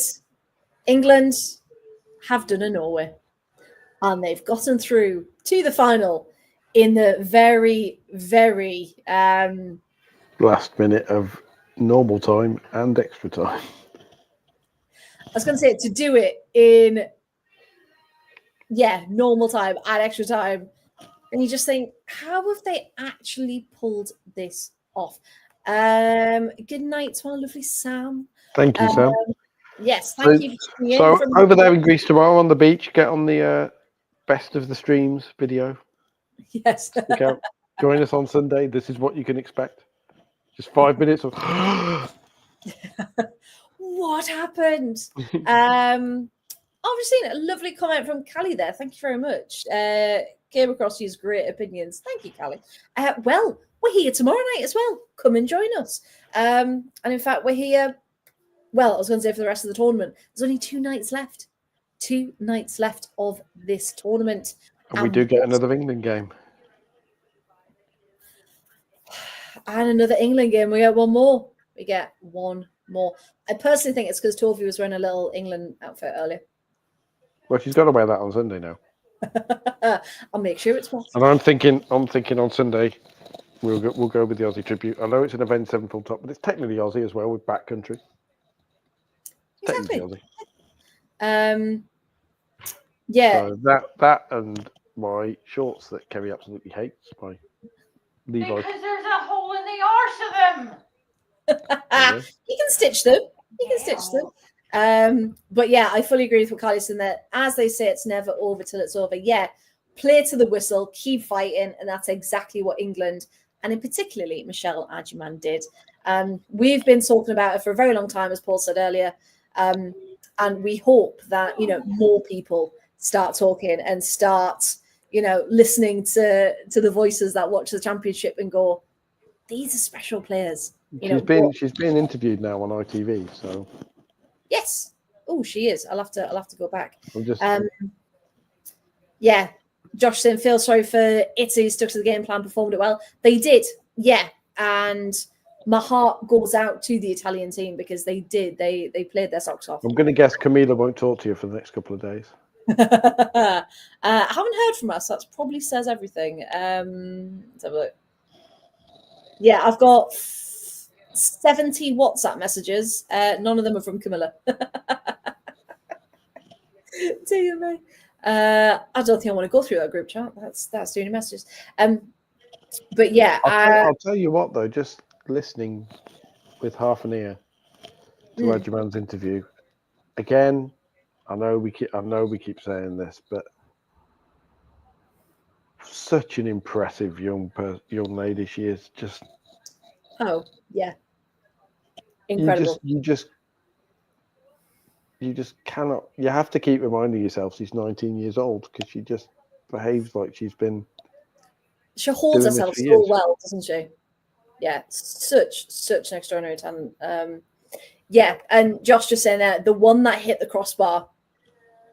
We need to take a minute for that because the angle it was coming across. Because Paul, I remember you going, use the space, you found it, yeah, get across, and it did, and she took it, and at that angle, it was so incredibly hard to get that off anyway. I think that was the one time I meant to stop myself from swearing. Responding to that one, I was like, "Oh, you mother!"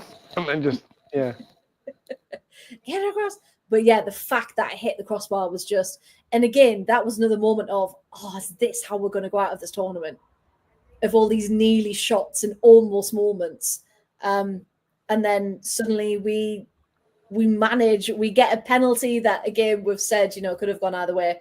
And that was it. That sealed it. Would have been the best goal of the tournament if it went in. Yeah. Part of me is kind of glad that it was finished like that so that the Italians can walk away from this tournament proud and angry that they lost to Italy, but proud because of that, rather than one Italian is in absolute pieces because it all fell on them because of a penalty shootout. Yeah. They lost as a team in time, and it didn't come down to what is the lottery of a penalty shootout. And every Italian player can walk away from this tournament, even though right now they're probably really sad. Every Italian player tomorrow morning can wake up and go, I can be individually incredibly proud, and we did Italy proud, and we can all go back knowing that the people in Italy who watched us will say we did Italy proud, and there won't be any, well, you missed the crucial penalty and all that sort of stuff. Yeah, and the way they played, and we said it all the way through, they deserved to win for the amount they were frustrating, the amount they were creating, for everything they put out on the pitch and left on the pitch. They can definitely, as Josh has just said there, they can walk away with their heads held high. It'll hurt, it'll sting, it'll be devastating, of course it will. But the fact that they were able to come out against an opponent like England, who, despite recent performances, they do still have a reputation And of still one of the top 5 in the world. Yeah, they've Yeah. done that against the top 5 team in the world. Yeah, and they've done that, and they can prove that. So what this is down to now is the Italian Federation going, we need to put more into this side. We need more coverage. We need to do so much more, because look what they can do with something as simple as a change of manager and a change of pace. And where they were compared to the last couple of years, they are on such a positive trajectory. So I only hope this is. And they this have is so many young players as well. I mean, the so many one worry, I suppose, for them is Cristiano Givelli is probably. This may not be her last tournament, but they've got a plan for the succession for her, of someone for that focal point. Yeah, they need to have that. Because we saw, of course, Piemonte coming on. Her club form is incredible, but because she hasn't been consistent with the national team, you can see that disconnect there. And, if Piemonte is meant to be that person coming in for her, of course, there are other attacking options, of course, but just in this game, it was a straight swap over, wasn't it? So you just think, is it worth now giving her more of that role to be able to ease that transfer over, so there isn't that disconnect when they do come up against top opposition again, so they can still compete. Josh, I've mentioned this a few times, haven't we? Don't deserve to be in the final because of our pool we were versus Sweden and Italy. Those two teams were great, but we were resilient all the way to the end. I'm just watching because they're showing the Hannah Hampton save again. How does she? The way she smothers in that rebound from Severini. Yeah, like the initial save is very, very good, and it's gone through her arms and hit her in the face, so she's going to be mildly dazed, and that's probably on complete instinct. And luckily for her, she's been hit in the face and gone, and then felt the ball hit her again, and just instinctively gone, and just and not let go. Hannah, the game's over. No, it's mine. that Adjumang finish though. Yeah, because they're showing it now, and it comes out to her. There's 4 Italian defenders and the goalie between her and the goal, and she takes one touch and hammers it. Yeah, she takes one touch just to avoid Linari, who's right in front of her. Yeah, the composure to do that. She's just something else. What a superstar she is, and I'm just again so glad other people have now seen it, and they're now. But she almost is that player now, potentially, because she's done it 3 times now. England now have again, and they didn't have at the start of this tournament. Oh, here she is hitting the bar. The pace to get to that. That's why I'm there, because when the ball's over the top, she's 5 yards behind both Italian defenders.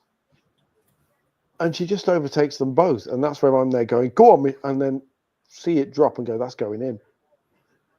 And then when it hits the bar, and you're just like, oh, And honestly, I thought that was the moment. I thought that was the moment that we'd be looking back on when Italy won on penalties or whatever. As the could have been moment for England. Yeah, absolutely. And it's frustrating it's had to come to this, because as Josh said earlier, against Sweden, against Italy, we didn't play anywhere near our best. And for a final, you just hope the basic expectation is to step up 100%. Because we know players are getting tired. We know they're probably carrying, a few niggles and things like that. But just, you need to go full throttle in that game on Sunday, because if not, it's going to be even more disappointing. Yeah. If they don't go out full throttle. Because if you're in a final and you don't, then you might as well not be in it. I mean, It's that if you believe in such things, the universe is clearly trying to tell England they've at least got a chance. The universe has seen fit to give England the chance to retain their Euros. It So they has. shouldn't throw it away by just not turning up. No, exactly. Right? You've been Use that chance. given far too many lifelines. Oh yeah, absolutely, Make far too many lifelines. sense. But yeah, we have to start in the front foot or on the front foot, Emma. Both would work. Yeah, we need to do what we should have done in this game. But fair play to Italy, because that was a very, very good performance. I know, yeah, Callie, don't worry. We're all glad it didn't go to penalties. I was going to say, the we only already one had like chest pains at this part of the game. Never mind penalties. But we can all breathe. Well, all English fans can breathe a sigh of relief, because that's it. England have done it. They have made it to another final of the European Championships. But can they retain it? Italy did incredibly well, but unfortunately just couldn't find any more goals in that match. Now, if we have a look then, so we are back tomorrow night. So if you've just tuned in recently, saw we were live, don't you worry, we are back tomorrow for Germany versus Spain. And of course, the winner of that semi-final will meet England on Sunday, the 27th at 5 o'clock. Okay, so it's 5 o'clock, slightly earlier, the final, rather than the 8 o'clocks we're used to. But yes, Germany versus Spain. Anyone got any quick predictions? Quickly put them in the chat before we go. Paul, looking forward to this one. What are your initial thoughts for tomorrow night? Spain versus Germany. I hope the Germans win, and I think the Germans are more than capable. All of the things being equal, and assuming we don't get Spanish reffing or anything like that, I think the longer the Germans hold out, the more frustrated Spain will get.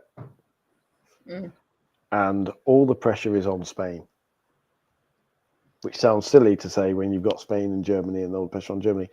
But the Germans are like, well, this is just bonus football for us after the quarterfinal.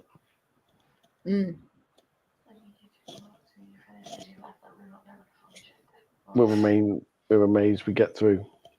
So it's all bonus football for them. Yeah. And they're Germans at a major tournament as well. And that is a terrifying prospect. It really is. And of course, we talked about football gods. The football gods could, of course, be setting all this ridiculous up. So it's an England-Germany final, and Germany are the ones who get the chance this time. Yeah, because as we said earlier, it's either going to be a World Cup revenge match or a Euros revenge match. No matter which way it goes, there will be something on the line for all teams. But of course, we've got all of that to talk about tomorrow night when we're back. So thank you so much to everyone who has watched, listened, got involved in the chat. All of our new people who've got involved, thank you so much. Hope you've enjoyed it. And we will be back tomorrow night at 8 o'clock on either the Absolute Football channel on Twitter or YouTube, or of course, we are in partnership with the Whole 115 Yards for this tournament as well. If you want to find more of me and Paul, our handles are below our names just there. And hopefully we will have our breath back by tomorrow night. Our chests will have stopped hurting, and we will be ready to finally take a step back and, I say it impartial, have some football that does not involve... Just enjoy a game. Yes. You know.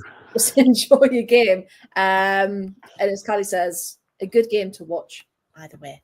Yes, absolutely. So yes, a massive thank you again to everyone for joining us.